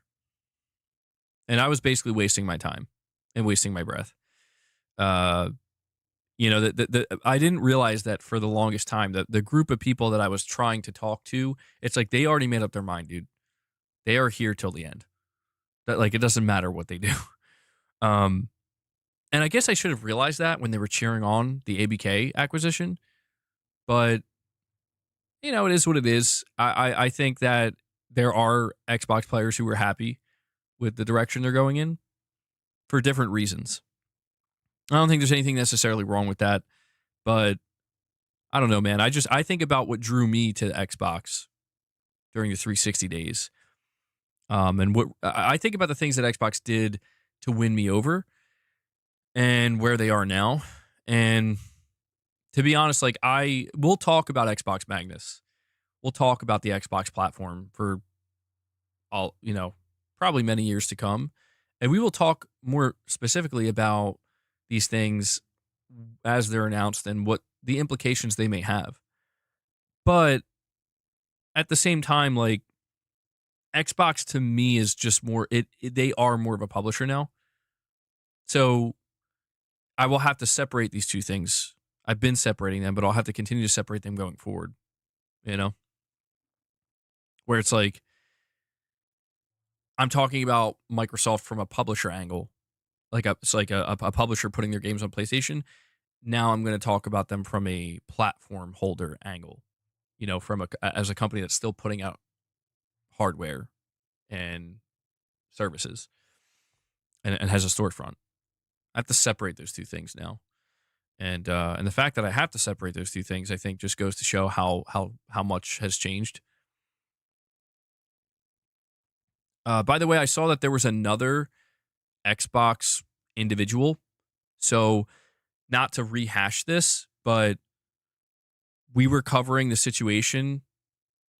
I don't know why I'm labeling it a situation. We covered the rumor, but that was then like backtracked multiple times. Yeah, Irfan. So Jez Corden, he put out the rumor saying that Sony may be pulling back, and then he walked that back like twice. So it's like, okay, maybe that's not true. But then Paris Lily, which I like, look, dude, I have no idea if he is reliable. I don't know. Like some of you guys here would know better than me. I have no idea. I just saw that it was reported that apparently he's saying that he's heard something similar. There seems to be some kind of like, I don't know if this is just made up, but there seems to be some kind of hearsay going on behind the scenes. Yeah, and that I found that interesting as well, Irfan. It's like Xbox influencers or like Xbox associated people. They're the ones talking about it. I'm like, I'm wondering if we're gonna get like a third party source here, like somebody who's more neutral or a PlayStation leaning source. That'd be Interesting. Microsoft will drop Xbox by 2030. Share prices are up for Microsoft, and they just keep making money elsewhere. Gaming will be kicked to the curb and sold off to the Saudis. Bro, you guys see the situation with Ubisoft? Something's brewing. Something is brewing, man. I don't think it's going to be good. I don't think it's going to be good. And Yust Khan Dim says, I just realized you got me. I was purposely saying it slow because I'm like, I know your name. I know your name means something. Like I'm saying something that I don't realize I'm saying, and I just got it. So Dim. Used. Con. Bro, you're saying I just got here. I hope Rat Shaker wins Game of the Year. Thanks, MBG. Irfan just got it, bro. I'm not going to lie. I don't think this is a real game. Can anybody in my chat verify that this is a real game? Is this a real video game? Because now that I understand what your name means, I'm like questioning. Like you're gonna have me like look that term up, and something heinous is gonna come up. He has effectively shook me. I am scared and nervous. And Capcom lawyer with super chat says Saudis would jump at the chance. Easy sell. Indeed. Indeed. Yeah, dude. Did you see that they're looking to buy WB? Like, bro, what is happening? Like, I don't really care too much about this stuff. Like, in terms, it's like, oh, should we? I don't pay too much attention to it in terms of like who's buying who, but it's like this is getting kind of crazy. Like, what are we Tom talking McKay about? should have gotten a nominee for best performance as Henry in Kingdom Come. Bro absolutely killed it. I'm just stoked it got a GOTY nominee. Yeah, Moonshot, aka Josh. I was thinking of you when I saw that Kingdom Come Deliverance 2 had a Game of the Year nominee or nomination. Because I remember you saying it was your Game of the Year. I think you said you platinumed it. Took you like 200 plus hours or something. Like he's gonna be happy. But yeah, I guess that's I can't vouch for that because I didn't play it. I don't know what his performance was like, but I'm sure it was good. If it was good enough to win, get a Game of the Year nomination, I'm sure the performances were excellent as well. Josh, thank you for the direct donation, buddy. Irfan, what is that video? I'm hesitant to click on the videos links the video links immediately because it'll just automatically start playing. Oh, is that the game? Rat Shaker. Jake, you're saying my first platinum was Assassin's Creed Origins on the PS4? Nice, dude. What are some of my favorite games this year? I'll talk more about that as we get closer to the Game Awards. And Capcom Lawyer with a super chat. Thank you for that, buddy. Saying Superman, Truth, Justice, and the Arabian Way. Dude, Superman being owned by Saudi Arabia is unthinkable. Like it's just like somebody's got to step in here, right? Somebody has to step in, bro. But apparently from what I read, they're getting ready, to make an offer of $70 billion in cash.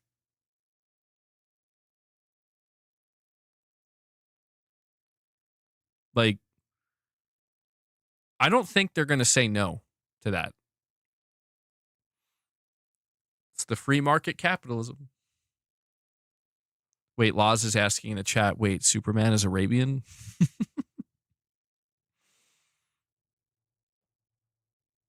Netflix has been sniffing around, but that means less theatrical movies if they get it. Well, one thing we can say for certain is Sony is not interested. Sony straight up said they're not interested. So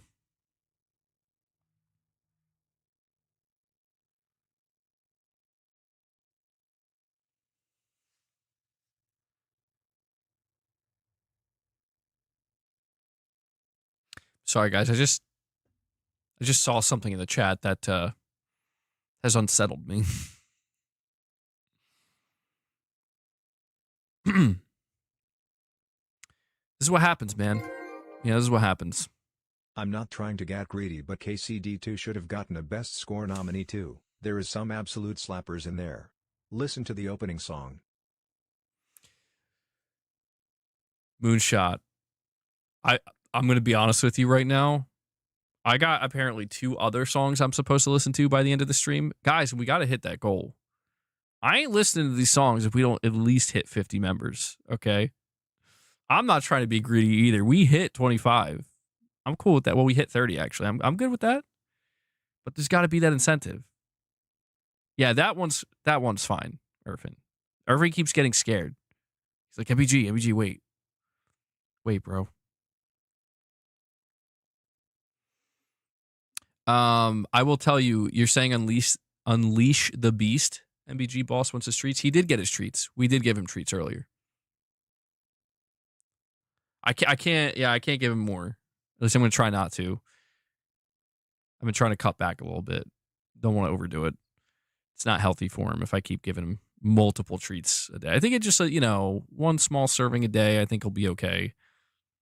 Because, I portion his food correctly when I feed him in the morning, his dry food, his wet food, portion control for boss. Yeah, he's too big.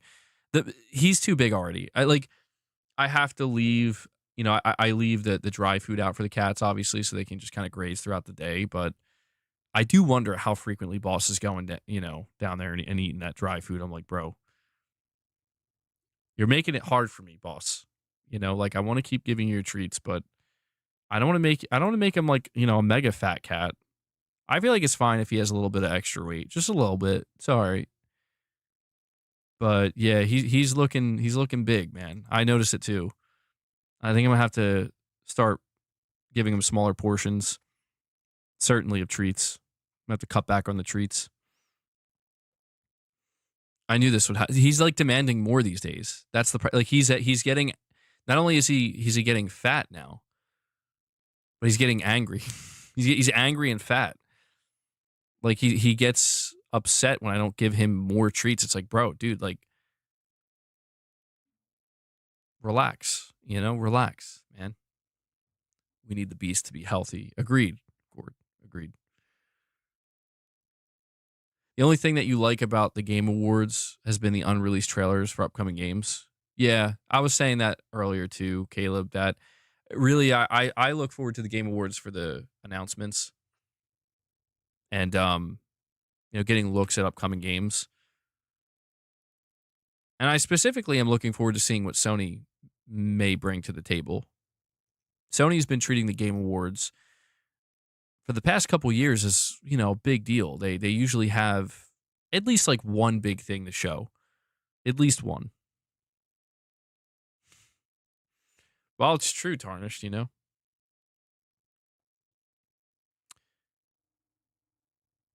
Neo, you're saying seeing people say that Death Stranding 2 is a sneak?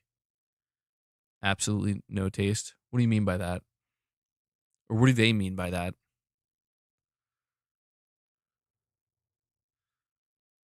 Boss is like, yo, MBG, where's my 3,000 calorie diet at, bro? I mean, yeah, it does feel like that. I mean, I don't know. I think maybe sometimes he just gets a little bored, Cats just seem bored a lot of times. You have a strong feeling that Corey Barlog's game will be the closer. I mean, Santa Monica showing up, the timing feels right. It certainly does. I mean, Santa Monica, if you remember, was at the Game Awards with the God of War Ragnarok Valhalla DLC. That was a pretty big surprise announcement. I could see Saros showing up with a new trailer.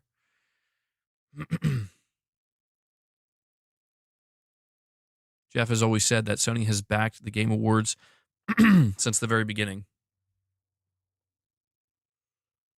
Neil, you're saying that like it shouldn't be nominated for the categories it's in, claiming everyone forgot about it after a week. Oh, yeah, no, I mean, obviously, I know you're not saying that, Neo, but for the people who are saying that, I absolutely disagree. I absolutely disagree, man. I think that Death Stranding 2 is easily one of the most deserving games for all of the categories that it's been nominated in. I think that there are people that don't get Death Stranding, and I think that there are people where Death Stranding 2 doesn't click for them. And that's fine. That's to be expected.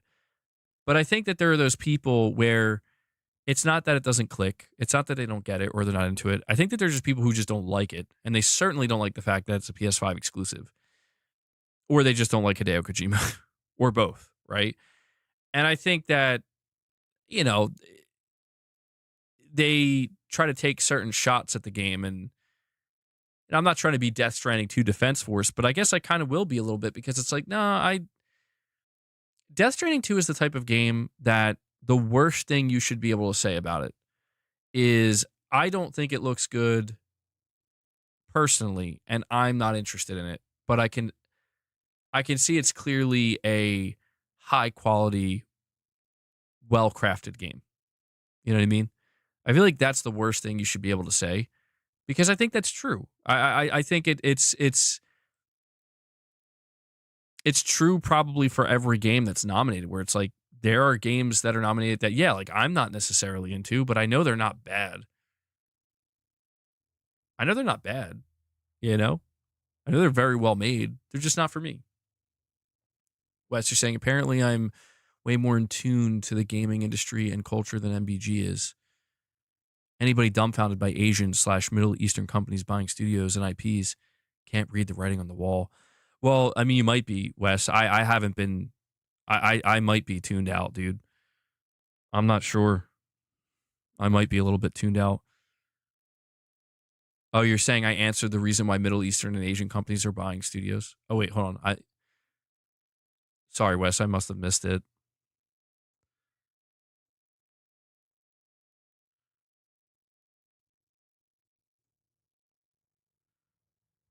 Oh, you're saying if you can't see the realignment shift in gaming, I don't know what to tell you. Japan and Middle East and even Chinese companies are eliminating Western BS since it doesn't make money. Yeah, I think you're not wrong about that.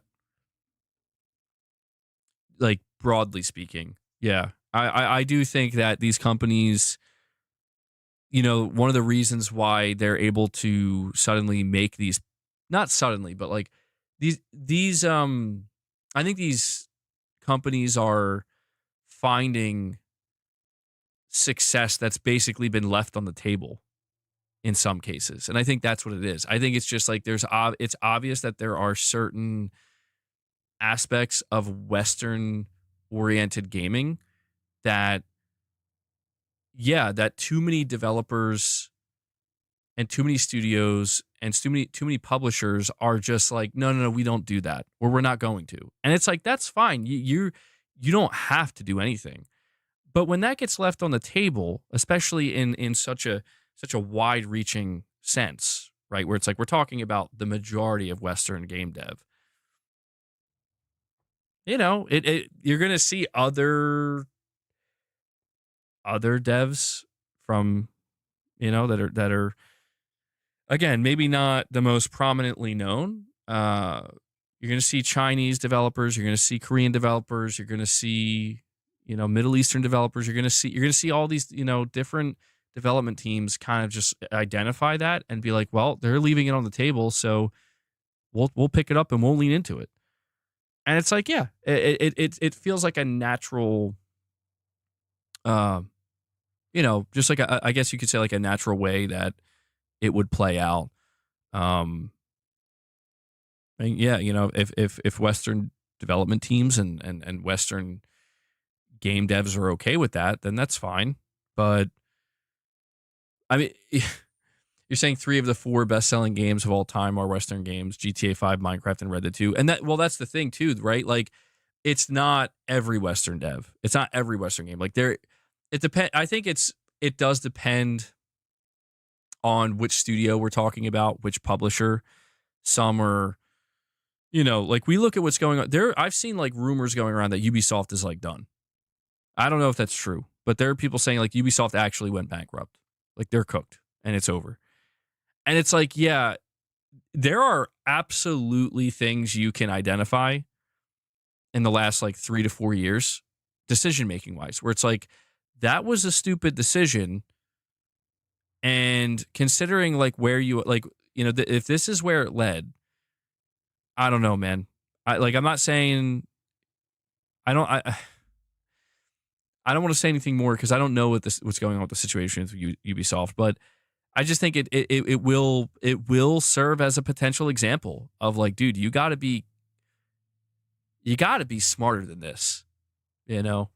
Because yeah, when we talk about like Rockstar, like, dude, if you go look at that GTA 6 trailer, the last one that came out, people were, you know, I remember leading up to that GTA 6 trailer, I saw earnestly people leaking that Rockstar went woke.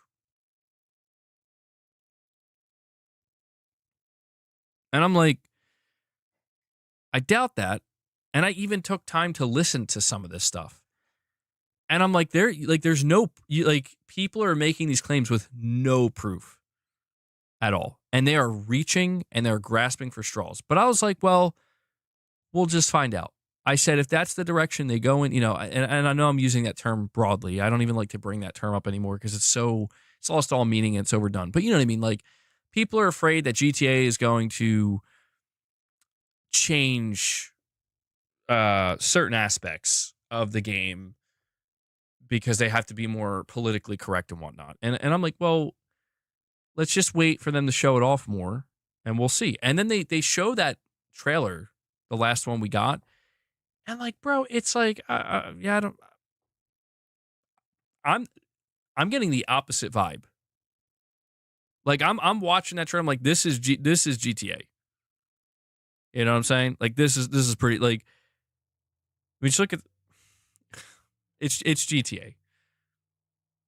And I think that it's just going to serve as another example of like, I think people, there was that one report from Jason Schreier where it said like, they're not going to punch down as much.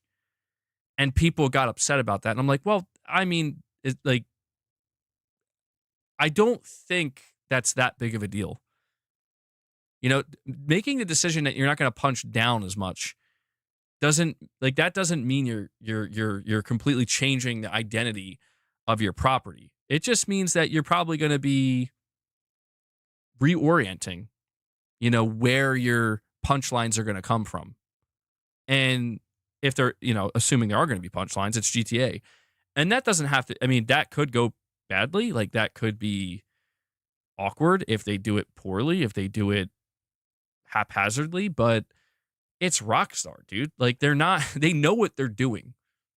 And I just find it unbelievable that some people, it's like they're so desperate to convince themselves that everything is this one thing. Everything has turned into this one thing. And it's like, that's just not true. And I think what's important is to just look at these things individually for what they are and judge them individually. And, you know, we can't help ourselves sometimes. I'm guilty of it too, kind of grouping things together. It will happen. But when it comes to throwing certain accusations around or making certain claims, I think once you start to get into that territory, it's very, very important to just judge the one thing by itself based on its own merits and to be honest about it, you know, and not necessarily try to twist it or skew it in a certain direction. And, you know, I know that's asking too much for some people. There are some people that are not going to do that ever, you know.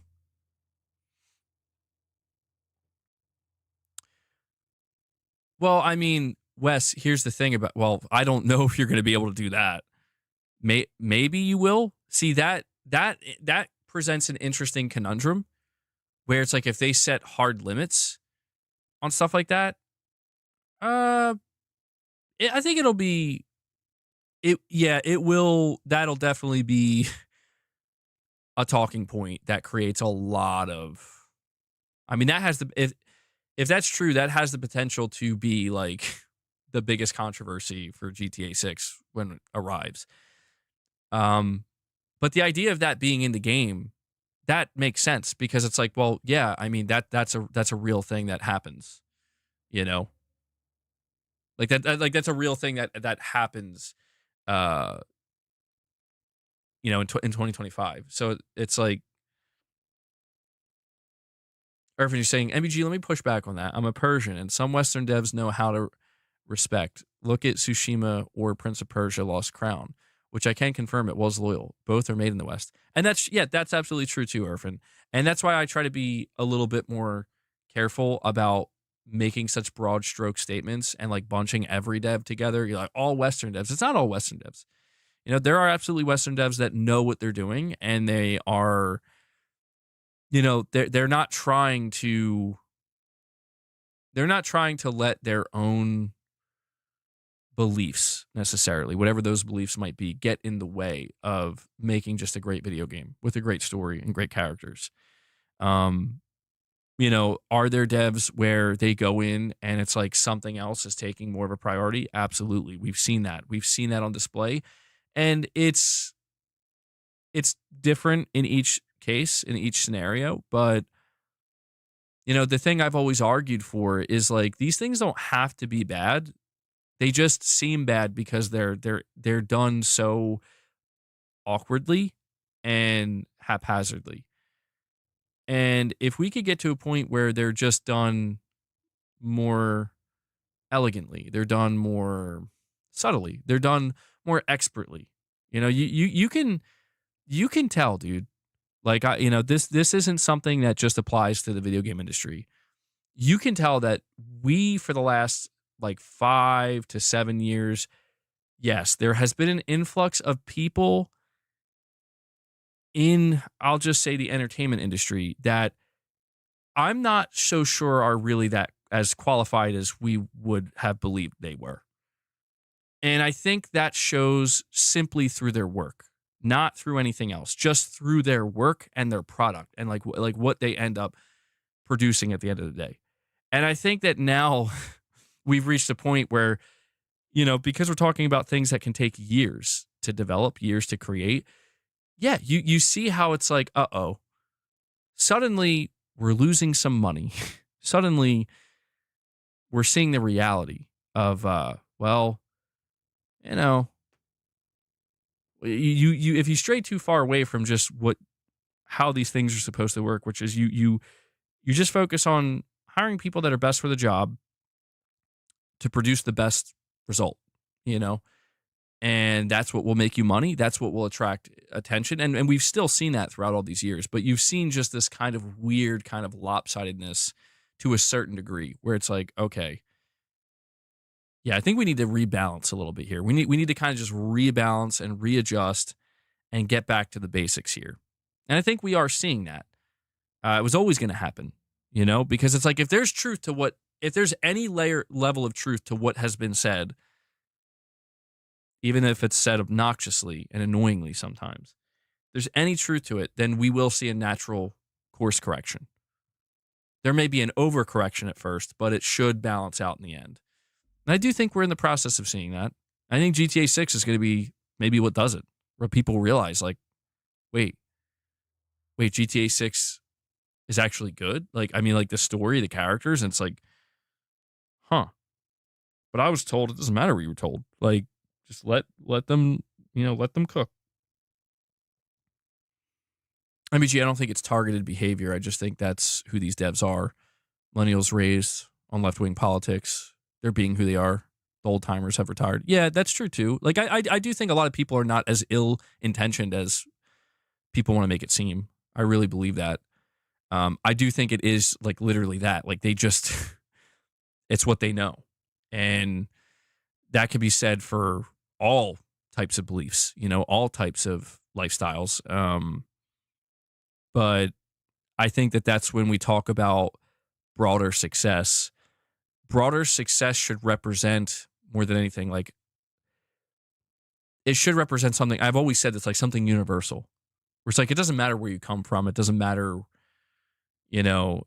what your sexual orientation is. It doesn't matter what the color of your skin is. Like, and I know it sounds like all cliche and whatnot, but it's like, it's literally none of that matters because what we're going over here today is universal. If you're a human being, this applies to you to some level. And that to me has always been the heart of what's at, that's been the heart of what good storytelling has always been and always will be. Which like it speaks to the human being, the human spirit in a sense. And I feel like again, some of the worst stuff we see is stuff that gets so lost in the weeds where it's like you're literally trying to speak to a very small and potentially like deranged group of people right now. If not deranged, just like, you know, radicalized. And that to me has been painful to watch. And it's still painful I'm not saying it's gone. It's just I think it's starting to slowly work its way out of the entertainment industry, and it's receding into, into more of a social media landscape, which it's always been there, but I think that's where it came from, and then I think it's starting to recede back to it now, to a degree. That's what I'm seeing, broadly speaking. And I hope that's what happens. Are we out of topics? Somewhat. I just, I ended up just kind of riffing on this a little bit, but overall, I'm saying I think it's a good thing. I think it's a good thing. I think that something I've said for a while, and I will continue to say as long as I believe it to be true, is that these days there's more games than ever before. There's more developers than ever before. There's more teams with ambition than ever before. There's teams that want to make the smallest, strangest games. There's teams that want to make the biggest and best games that anybody's ever seen, and everything in between. And I feel like that's a good thing. It can be a bad, it's good and bad. You're going to get a lot of good, you're going to get a lot of bad, and you're going to get everything in between. And I think that no matter what, there should be something there for you to enjoy. That doesn't mean you shouldn't be critical about things. You should be critical about them. But again, I just think it's important to try to maintain some semblance of balance where it's like, for every bad thing you encounter that annoys you, you should try to offset that with at least one good thing. Because it shouldn't be that hard to find. There's too much to choose from these days. There's too much happening. Maybe, back in the day when you had way less options, it was difficult, but Morgenic Fields. Yeah, I never heard of this. Anyway,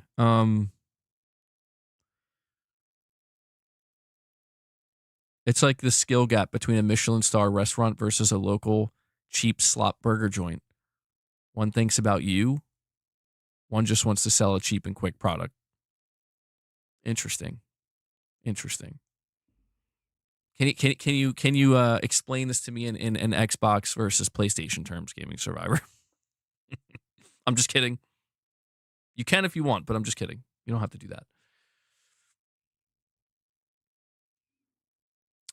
that. By the way, guys, make sure you're hitting that like button. We did hit 175 likes. So I want to continue to encourage you to hit that like button. Maybe we could bump it up to 200. We're 24 likes away from that. So thank you guys for hitting the like button. And we are 7 out of 10 super chats.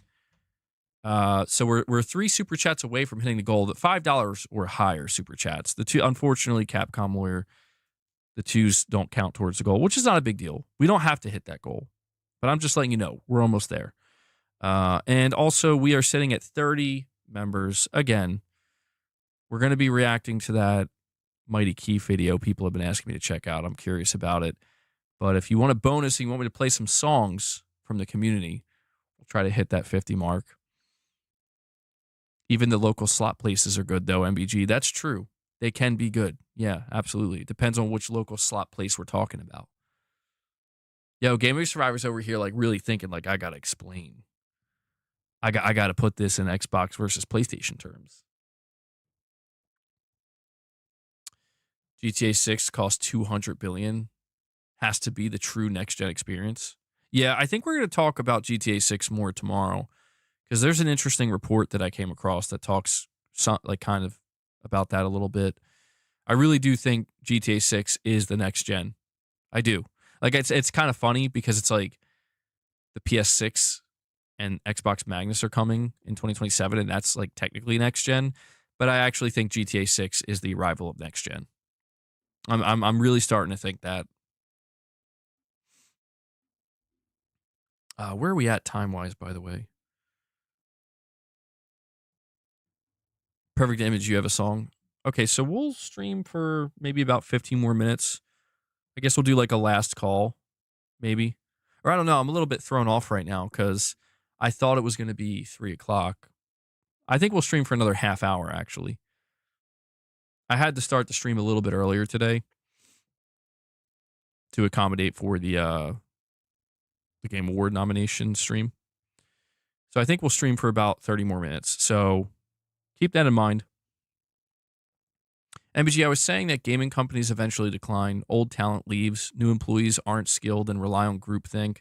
They don't have the skill to provide an experience beyond what they know. Yeah, it is unfortunate. It is unfortunate to see that. And that's very true. Not in every case, but we've seen it. We've seen it. And we have TP with the super chat. TP, thank you for that, buddy. That brings us to 8. So we're 2 away from hitting our goal. You're saying, let me try this again. Do you think GTA 6 will have a midnight launch? Also, what is your game of the year and why? My game of the year is not up there, which is annoying. Well, TP, what's your game of the year? Which one? Is it Ghost of Yotei? I think GTA 6 will have a midnight launch, actually. That's a good question. I haven't seen anybody ask that. I think midnight launches are pretty much dead, but I think GTA 6 might revive it for a single night. I do. I don't know if it'll be at every retailer, but at least with like GameStop. Oh, yeah. Come on. GameStop's definitely going to do a midnight launch. Everybody probably will do a midnight launch just for GTA 6. GTA 6 is an event. And you know what I think is going to happen, dude? I'm going to make a prediction. This is going to be a wild prediction, but I think it could happen. I think a lot of people are going to pre-order GTA 6 digitally. And then the day it launches, this Sony and Microsoft servers are going to break. And I mean break. Like, you're not going to be able to log in to PSN. You're not going to be able to log in to Xbox servers. You're going to be locked out. And I think it's going to be because of GTA 6. And I think what's going to happen is people are going to go crazy and say, I need to get my physical copy of GTA 6 right now. And you're going to see people, I think, actually rush in the stores to get it. And I think a lot of places are going to be sold out. But my recommendation, I'm not kidding, man. If you're dead serious about being there day one for GTA 6, you should try to get a physical copy. Because assuming there will be one. Could you imagine if they said it's digital only? No. Well, yeah, true. That's true. Preloading. You're right. My bad. I don't know, though. Like, yeah, because I was thinking about Silksong, but Silksong was shadow dropped. So that's different. You're right. Preloading, I think, will cover it. And Capcom Lawyer, you say here, Human Fall Flat sold 55 million, top 10 on the selling list. What? Human Fall Flat? I've heard of that game. I don't think I played it. What is that game about? But I think, I think there will be a GTA 6 midnight launch. There should be. It should be the last one for a long time. And my game of the year, TP, is Death Stranding 2. So I'm excited to see that that's been nominated. Yeah, I don't know why I completely forgot about preloading. You won't be able to preload GTA 6. Clair Obscur was unavailable at Amazon for a couple weeks. Yeah, I remember that. They were not expecting the demand that they had for a physical version of that game at all. Yeah. Irfan is asking the important question, why was Mind's Eye not up for Game of the Year? I don't know, man. Snubbed. Completely snubbed. Enjoy games whilst they're good. Video games being an art form can't be replicated like McDonald's burgers. LOL. Nonsense. We got Call of Duty. Black Ops 7. Where were those Black Ops 7 nominations, guys? Too soon? Or too late, I mean. It came out too late. Capcom Lawyer with another chat says, crazy it made the top 10, but not a single PlayStation game did. What list are you referring to? Irfan, do you know what list he's referring to? You can link me to it.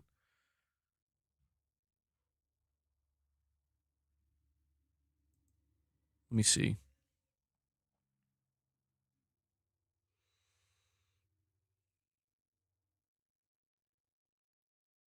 Jeff Keighley posted 17 minutes ago, we are seeing an unprecedented level of voting traffic at the Game Awards website today. Millions of votes have already been cast, so some of you are getting through. If you're unable to vote, please keep trying. Voting will be open until December 10th. Damn. So the servers are straight up breaking.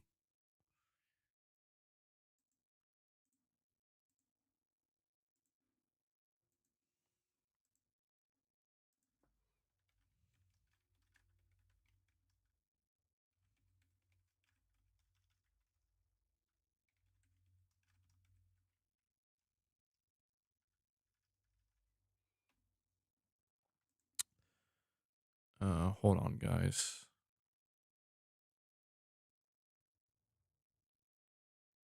Let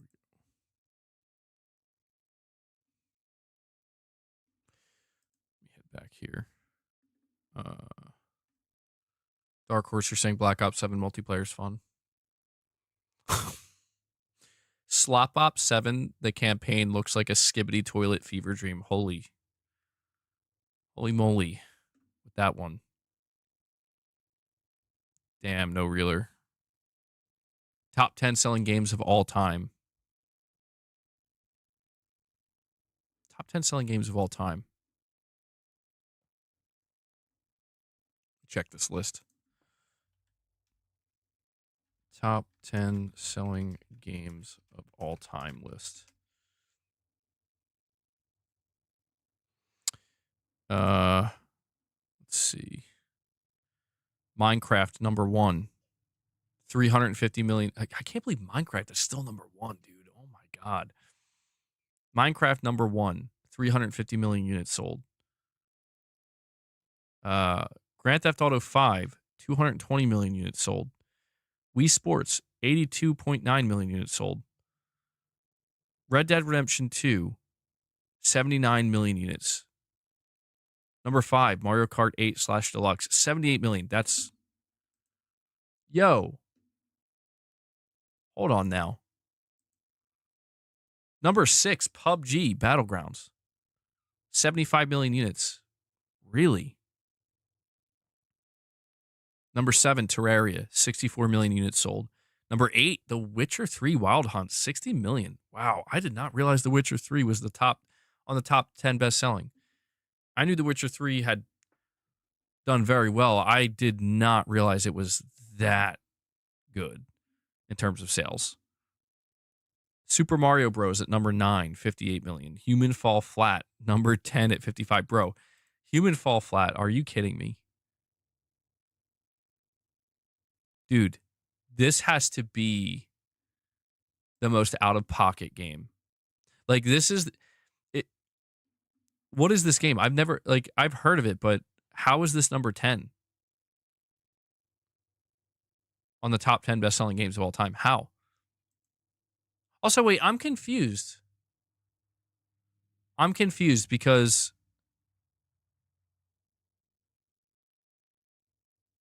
something isn't right here.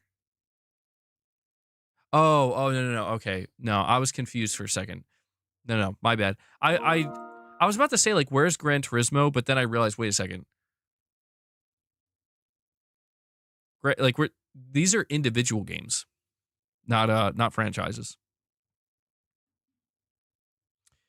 And we have a TP with a $3 chat saying, where's Mind's Eye, Black Ops 7, Baby Steps, Mafia, Monster Hunter? I can't tell which of those games you're being serious about and which ones you're not. TP. And Capcom Lawyer with a 2 super chat says Cyberpunk 2077 is over 50 million as well, closing in. That's absurd, dude. Overwatch, number 11, 50 million. The Sims, tied at number 11, 50 million. Animal Crossing New Horizons, 48.62 million. Pokemon Red, Blue, Yellow, 47 million. Wii Fit Plus, 43 million. Call of Duty Black Ops 3 at 43 million. Call of Duty Modern Warfare at 41 million. Stardew Valley, 41 million. Payday 2, 40 million? Yo, what? I knew Payday 2 was a successful game. I had no idea. Payday 2 is tied with Sonic the Hedgehog at 40 million. Payday 2 came out in 2013. Sonic the Hedgehog came out in 1991. What? Number 21, Mario Kart Wii, 37 million. Although, hold on, you said Cyberpunk is closing in. Is this list not updated? Because Cyberpunk isn't on here.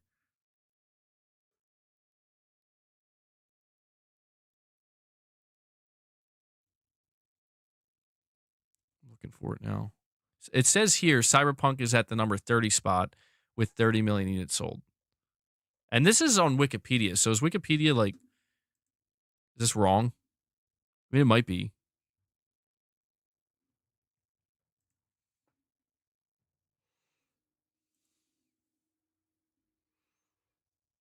Paul, you're saying Yotei is better than Expedition 33 by far. Really?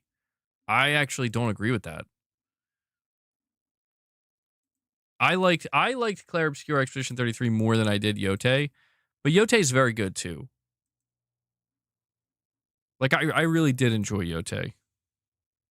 Oh, could this be a topic for tomorrow, Irfan? Valve engineer, 70% of Steam users do not have a PC better than a PS5. The Steam machine is weaker than the base PS5.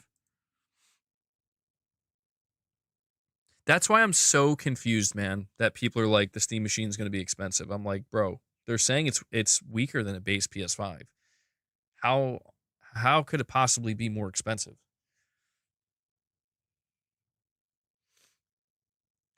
Yes, luckily Grokkapedia is coming soon, though. Not censored by government shills. Grokkapedia. Is that the real name? Is that the real name? Grokkapedia, bro.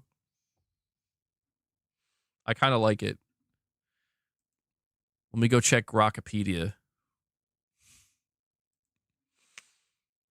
Great name. 10 out of 10 name. My college professor says Wikipedia is unreliable. It's sad because, like, I don't know. It's always like the first thing that pops up for me, or one of the first things, and I've gotten so used to using it. But yeah, it does seem like it is somewhat unreliable.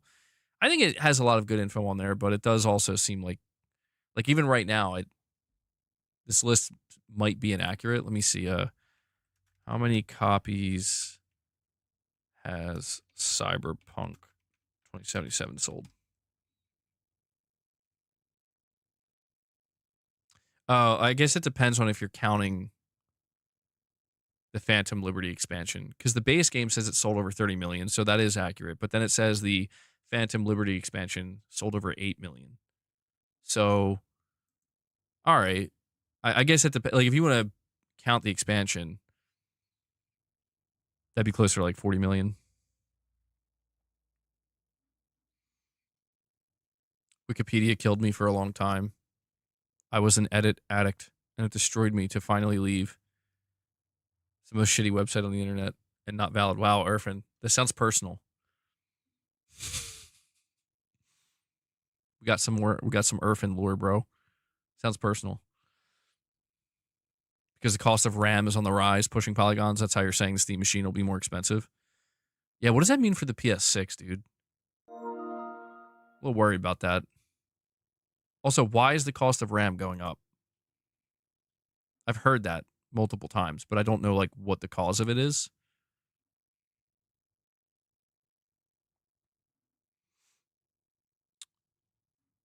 We have Capcom Lawyer. Thank you for the 5 super chat. We're one away. Guys, really quick. We only have 2.5 minutes to hit 10 super chats. Somebody has to drop a $5 super chat right now or higher. Right now. I didn't realize that it was counting down. We're almost done. We got to get that confetti pop. We're so close. I wouldn't ask for it if we weren't this close, bro. We're one away. Capcom Lawyer says, Valve said when it was revealed, they used the stats of what hardware people use on Steam. Hence the power. It'll 100% be over 700 or 800 because it's open PC. I mean, that makes sense. They should do that. They should. I mean, it would make sense. Like Valve would look at the stats of what people are using for their platform or their storefront and platform. So that's smart of them, and that makes perfect sense why it would be less than a PS5 power wise. But yeah, that's going to be a tough one though. If it's going to be like more expensive. Oh, you guys are going to let this one slip, bro. They're going to let it slip. 9 out of 10. We have 1 minute. No. And Prince G with a $2 chat. Prince, why didn't you make it a 5, bro? We're only going to hit 9. Well, I appreciate getting 9 out of 10. That's still good. It just feels painful because we're so close. I nominate Crapo Duty. Wes Slops. The Ops 6.5. Whoa. Whoa, Prince G. Calm down. Calm down, Prince. MBG, did you hear that Tom Cruise received an honorary Oscar Lifetime Achievement Award? I saw that trending, yeah. I didn't watch the speech, but good for him. I feel like that was a long time coming. Damn, bro, we are approaching the 30-second mark. You guys are stressing me out. That's what she said? Is that what she said? No realer? 9 out of 10, not enough Luna. Ansel, you're saying the speech was really good. Luna got her treats too, by the way. Yeah, she did get her treats. Hold on, she's actually crying at the door for some reason.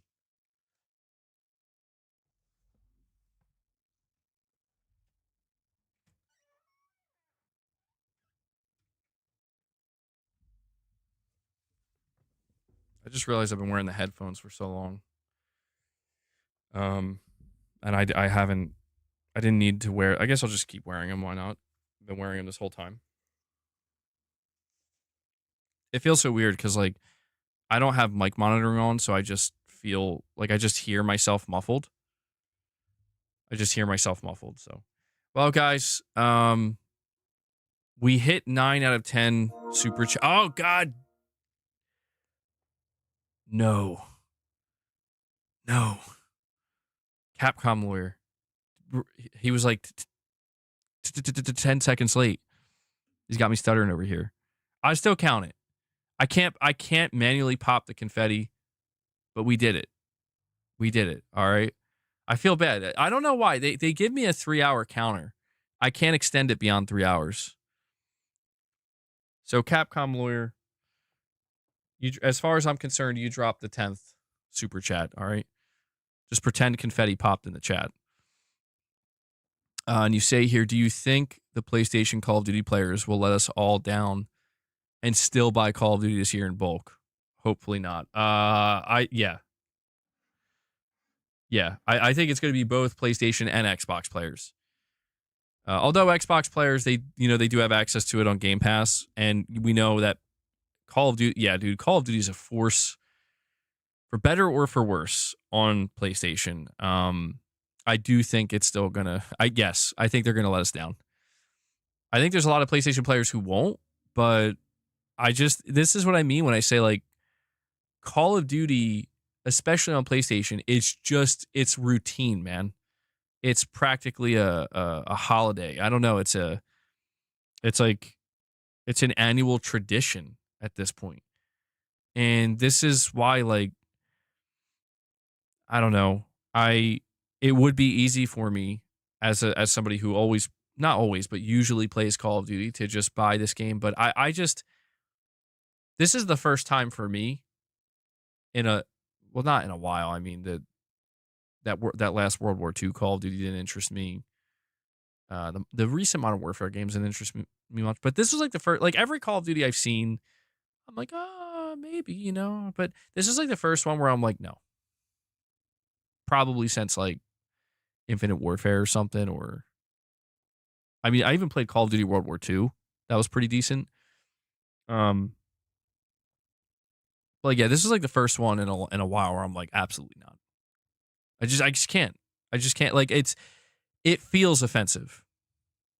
To a lot of people, Call of Duty is just offensive in the sense that it feels like it doesn't change at all. But like, this is the first year in a long time where I'm like, it feels like you guys literally, like, even Modern Warfare 3, that one I was not interested in because I'm like, yeah, like, I understand what's going on here. And that one was kind of offensive because it's like, it was meant to be a DLC, literally a DLC, a premium DLC. We just decided to sell it at full price. And I'm like, well, that's just offensive. But whatever. You know, I'm not that interested in the Modern Warfare games. Not that much anyway. This is similar to that, but worse somehow. I don't know how, it just feels worse. I don't know why. It just feels, I would give Luna more treats, but I don't want to overfeed her either. She already got some. Where it's just like, dude, I don't know, man. Like, Black Ops 6 was kind of good.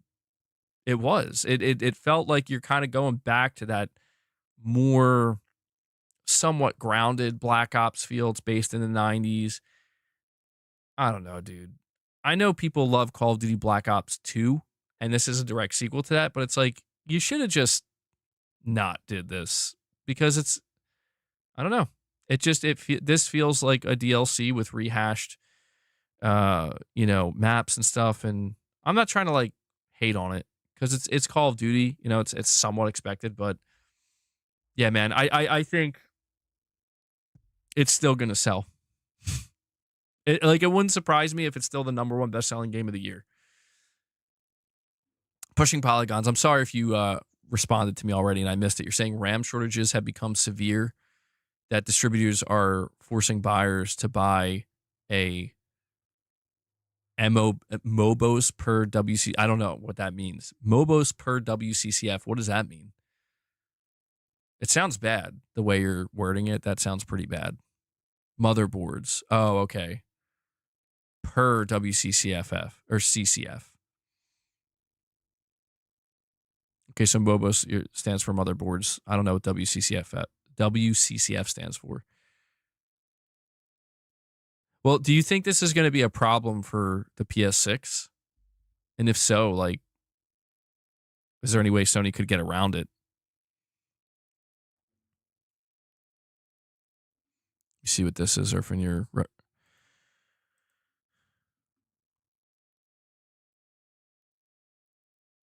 Dude, is this... Wow, that's brutal. That's brutal, dude. Check this out. Irfan just shared this with me. I'm assuming this is legitimate.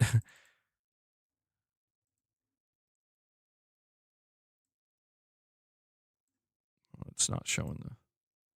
It's a little bit cut off at the bottom. Look at that.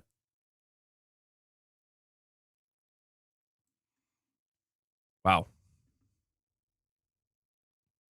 You know, State of Decay 3 is going to change this. You understand? 2027 is our year, baby. State of Decay 3 is finally going to make the list for Microsoft. Finally going to get them on the board, bro. It's happening.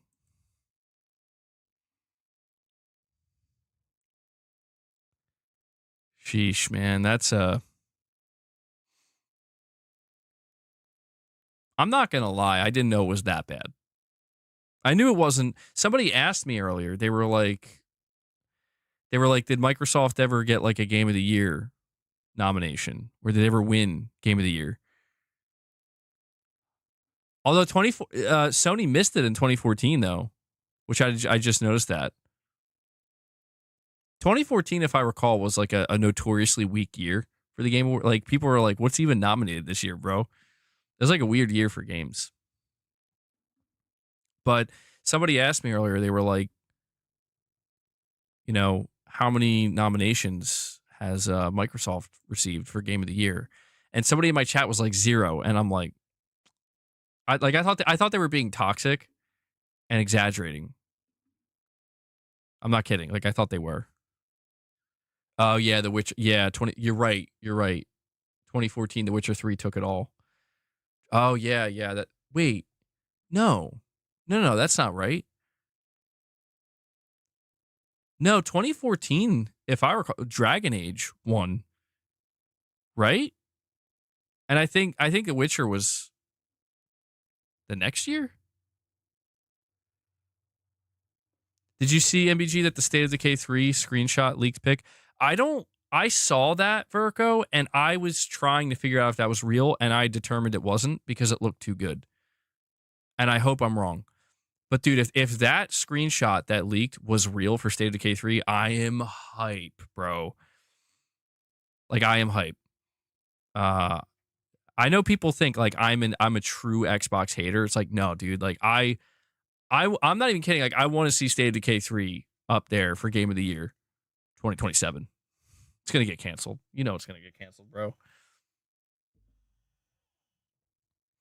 That is a crazy list, though. I have to say, I didn't realize Microsoft has never had a Game of the Year. So are these this list that we're looking at, or this chart? This is the Game Awards exclusive Game of the Year nominees. So they're just nominate. What? Dude, I thought for a second, I was like, wait, these can't be the winners, because that's Sony didn't win and Nintendo didn't win these years. Like, they nominate. That's absurd. That's absurd, dude. I can't believe that Microsoft hasn't had a single nomination. Not a single one, bro. Like, dude, I would have thought at least 2024 would have been Hellblade 2. Not even Halo's not up there. Gears isn't up there. That is crazy, bro.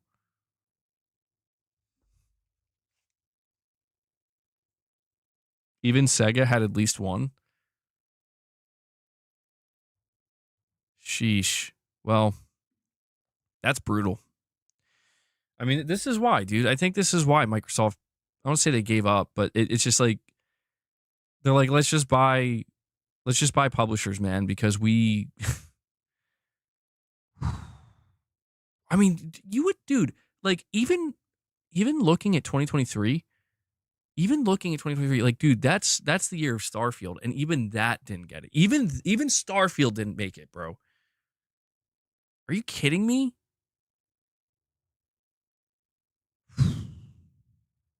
I knew it was bad. I didn't know it was this bad. That's rough. That's rough. You know, maybe I was. You know what I said about Phil Spencer retiring earlier? Yeah, maybe it's got to happen. It's got to happen, because this is crazy. That's crazy work right there. All right. Let's see where we're at. So we still have, guys, we have about 7 more minutes left. And not to sound like a broken record, but like I said, we have a couple of songs lined up. I'll make sure to check out that Mighty Keef video, but we have a couple of songs lined up. If you guys want me to play those songs, we got to hit the 50 mark. All right. I know it ain't easy. We're 20 away. But I'm just putting it out there because we might be able to do it. We might be able. We've done it before. So, you know, I'll just encourage you guys. Just a little gentle nudge. They've had the best-selling game of all time. Do you think they are looking at these lists? Be real. They're in it for the money, not awards and making good games. I agree. I 100% agree. And that's the thing, man. Like, at this point, I don't think Microsoft looks at a list like that and cares at all. I think they're just like, doesn't matter. We're counting our money. And that's fair. Like, I don't blame them. You know, it is a business first and foremost, just like it is for Nintendo and Sony. But I just, you know, it's like I look at that list and it starts in like 2013. And I think about all the conversations I've had about Microsoft over the years and Sony and Nintendo as publishers. Yeah, and yeah, I remember that Dark Horse. That's true too. And I just feel like, dude, you know, I said in my stream yesterday that, like, I just think Microsoft is a bad publisher, like, generally speaking. They're a publisher, like, you know, if not bad, just an okay publisher. If maybe bad is too harsh in some cases, because they do have some good games. Like, an okay publisher. And, you know, there were some people that took umbrage with that. And it's like, I don't, like, dude, I'm not, I feel like if I, like, you show somebody a list like that, and it's like, am I wrong? Like, I mean, truly, am I wrong? I don't think I am. I think calling Microsoft an okay publisher is probably the best description. Because it's, again, if I say they're a bad publisher, that implies that they don't have any good games. That's not true. But it just seems like, generally speaking, getting a really good, like a really high quality, really good game from them is much less consistent than it is for many other publishers. And especially when you look at Sony and Nintendo, like across the platform holders. And even Valve. I mean, Valve doesn't really make games anymore, but even the games that they put out, it's like they're considered like top tier games, dude. In fact, some of them done so well. That's why I don't even need. Apparently, they don't even want to make games anymore. Or although apparently Half-Life 3 is getting announced. So, and I just, like I said, man, I was the person that was kind of holding on to Microsoft. Like they'll turn it around, they'll figure it out. And I realized, like, no, dude, they're gonna figure it out, but they're gonna do so by buying publishers and making money. They're not worried about Game of the Year lists. And to be fair, when I look at that list, I said multiple times over the course of this stream, I don't really care about the awards. I don't. Like, it's nice to see Sony up there. Like, cool, yeah, I'm not shocked because so many of their games are very well made. And same thing with Nintendo. I see the way people praise Nintendo games. Should you let a list like that, if you're a fan of Xbox, determine whether you're a fan or not? Absolutely not. Absolutely not. But I just feel like, objectively speaking, when you look at that chart, it's like, okay, well, I guess that kind of explains something,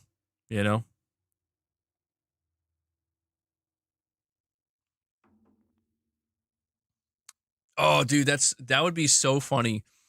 Would Sony hold on to Astrobot knowing it was a Game of the Year winner? If they had the chance to swap it for Call of Duty and get those sweet, sweet Call of Duty sales. Oh, I'll tell you what, Hiroki Totoki, he's like, sorry, Astro, you got to go. Making a deal with the devil right now. Herman, I don't know, maybe Herman would be like, no, not Astrobot. Mr. Totoki, you can't do this. Microsoft has bought some great devs and then turned them into mediocre devs. I'm not convinced of that, Smurf. I'm almost convinced that these devs were on their way to becoming mediocre and Microsoft purchased them at the wrong time. I really feel like Starfield to me is the greatest indication of that. Because it's like, okay, so Starfield is either you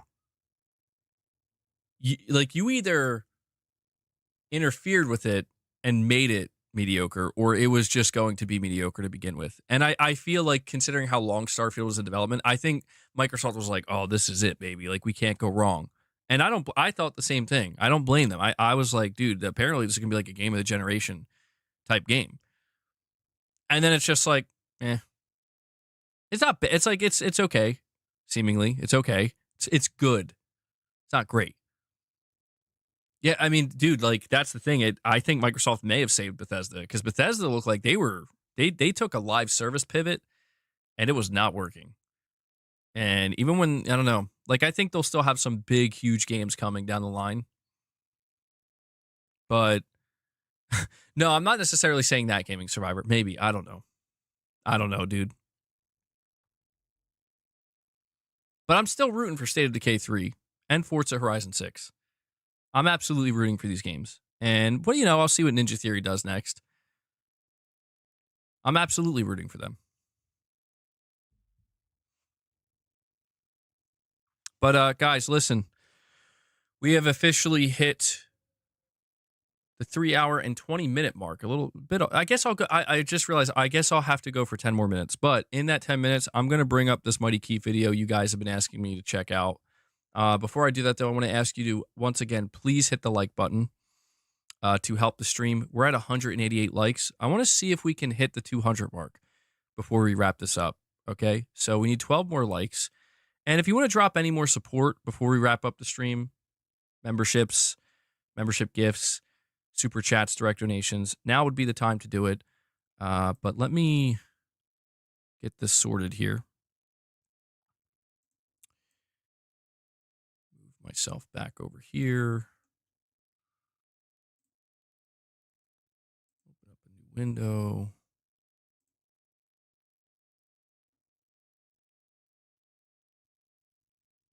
Okay, hold on. We'll do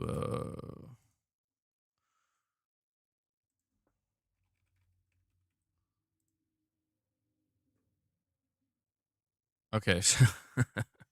Oh wow, his video really blew up, man. How everyone reacted to Steam's new console / PC. 740,000 views. That's crazy. We gotta check this out. Bring it up.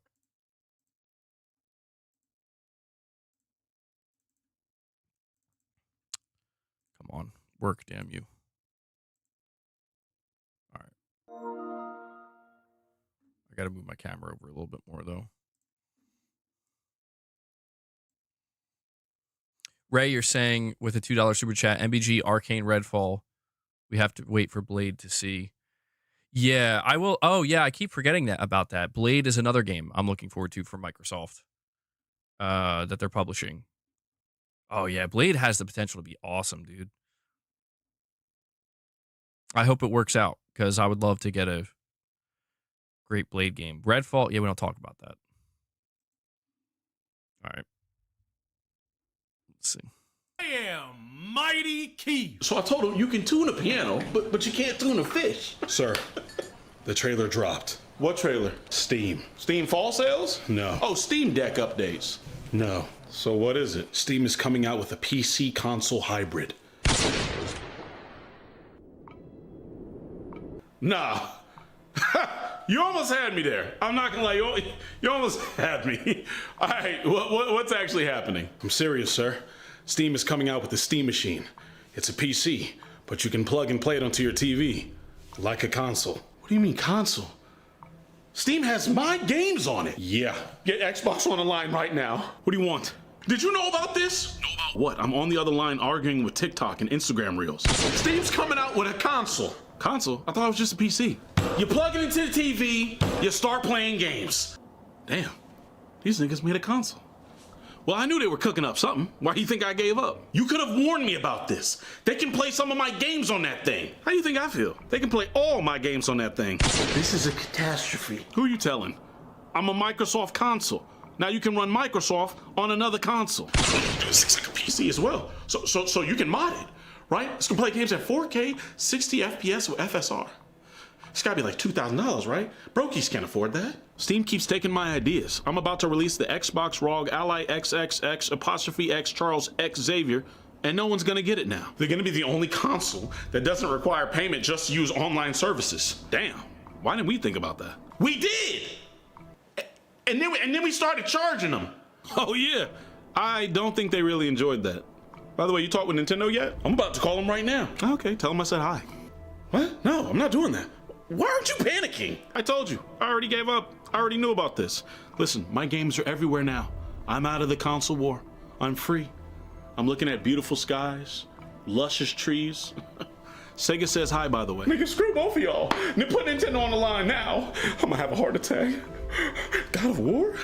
Horizon? Bro, I absolutely love it. I love it, man. I'm sorry I had to interrupt it. I love the fact that Sony is just having a complete conniption meltdown, and Microsoft is just like, we gave up, bro. Like we're free, we're out. It feels so true though, does it? Like it's so over exaggerated, but it really does feel like this is actually exactly how it is. Although I don't know if Sony would be panicking this hard. Maybe they are though. It's funny to think that they are. I love it. On a different console? You're on speaker, what do you want? Hey man, did you know about this? Know about what? Steam has a console. I thought that thing was just a PC. You plug it into the TV, you start playing. Look, did you know about this or not? Yeah, I heard something about something coming out at some point, but why do I care? It's a cube-shaped console with an Extensive library of games that resonates in the hearts of all gamers. They stole my whole flow. Bar for bar, you gotta sue them or something, right? You gonna do that, right? I'm gonna sue them because the device is shaped like a cube? Do I look like the type of company that would sue somebody over a minute and petty grievance? I'll have my lawyers work something in the morning. Good, because this thing comes out, we're all doomed. This is a Japanese company, brother. I don't speak French. Plus, my games aren't even on Steam. I don't care. It's also a PC. So? A PC that can operate Windows. So? Which then can be used to emulate video games. Wait, are you telling me this thing can play Breath of the Wild? Not legally, but yes. Or that's just crazy. Not legally, but yes, I love it, dude. That was so good. It's so good because it feels so accurate. Like it makes sense that Sony would be panicking the hardest because they're like, we did put our games over there, bro. We did put our games over there. And the idea that Nintendo is just like, why should I be worried? Like they're just out of the, like they don't understand. Like, bro, it's a cube. And they're like, oh yeah, do we seem like we'd sue over that? Like, yeah, like, oh, you could emulate Nintendo games illegally. That's awesome. I enjoyed that one. Yeah, wow, this video really blew up for him though. Over 700,000 views. Very good. Very good. Let me come back to the chat here though for a second. Well, Gaming Survivor, I don't know if you're still here or not. Yeah, there you are. I'm going to save Rich's song and your song. You might just have to, I'll try to keep it up on the browser, but I'm going to save it for a day when we hit 50 members. I'm going to try to start making that like the kind of new incentive to a degree. But let me see where we're at now. How much more time we got left? We got about 2.5 minutes. So yeah, that was a funny one, man. By the way, guys, we need 11 more likes. 11 more and we hit 200. Sacrifice RichRod's song. Play mine. Well, we'll see where we're at tomorrow, bro. Spartan didn't show up today. Maybe tomorrow. We'll see. Oh, Ray, you sent a short.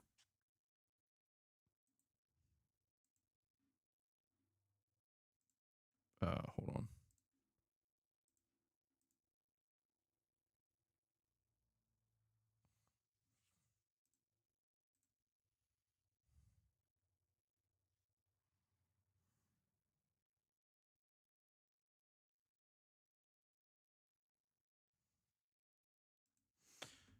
Man, I didn't. There's like a whole subcategory here, right? I was just watching a little bit of what you sent.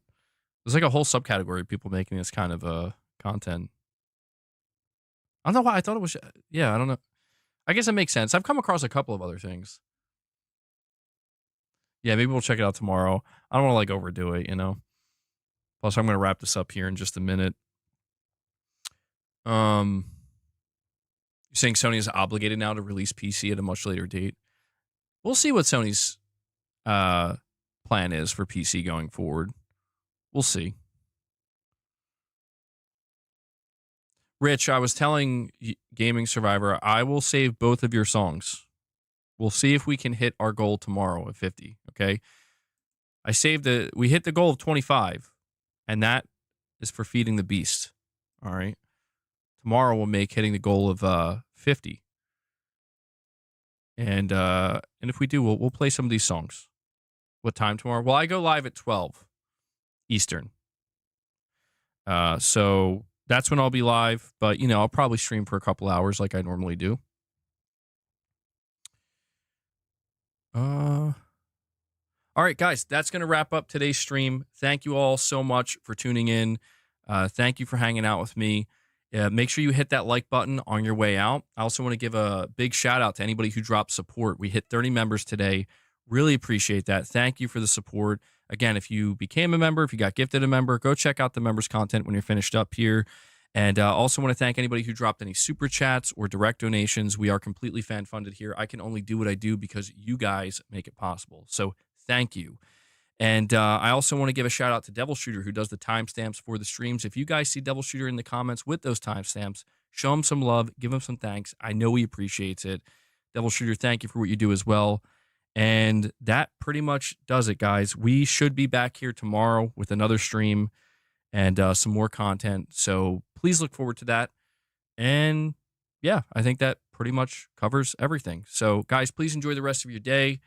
I will see you tomorrow. I keep feeling like there's something I forgot, but there isn't. I know we're good. So, all right, guys, I'll catch you in the next one. Until then, take care, everyone.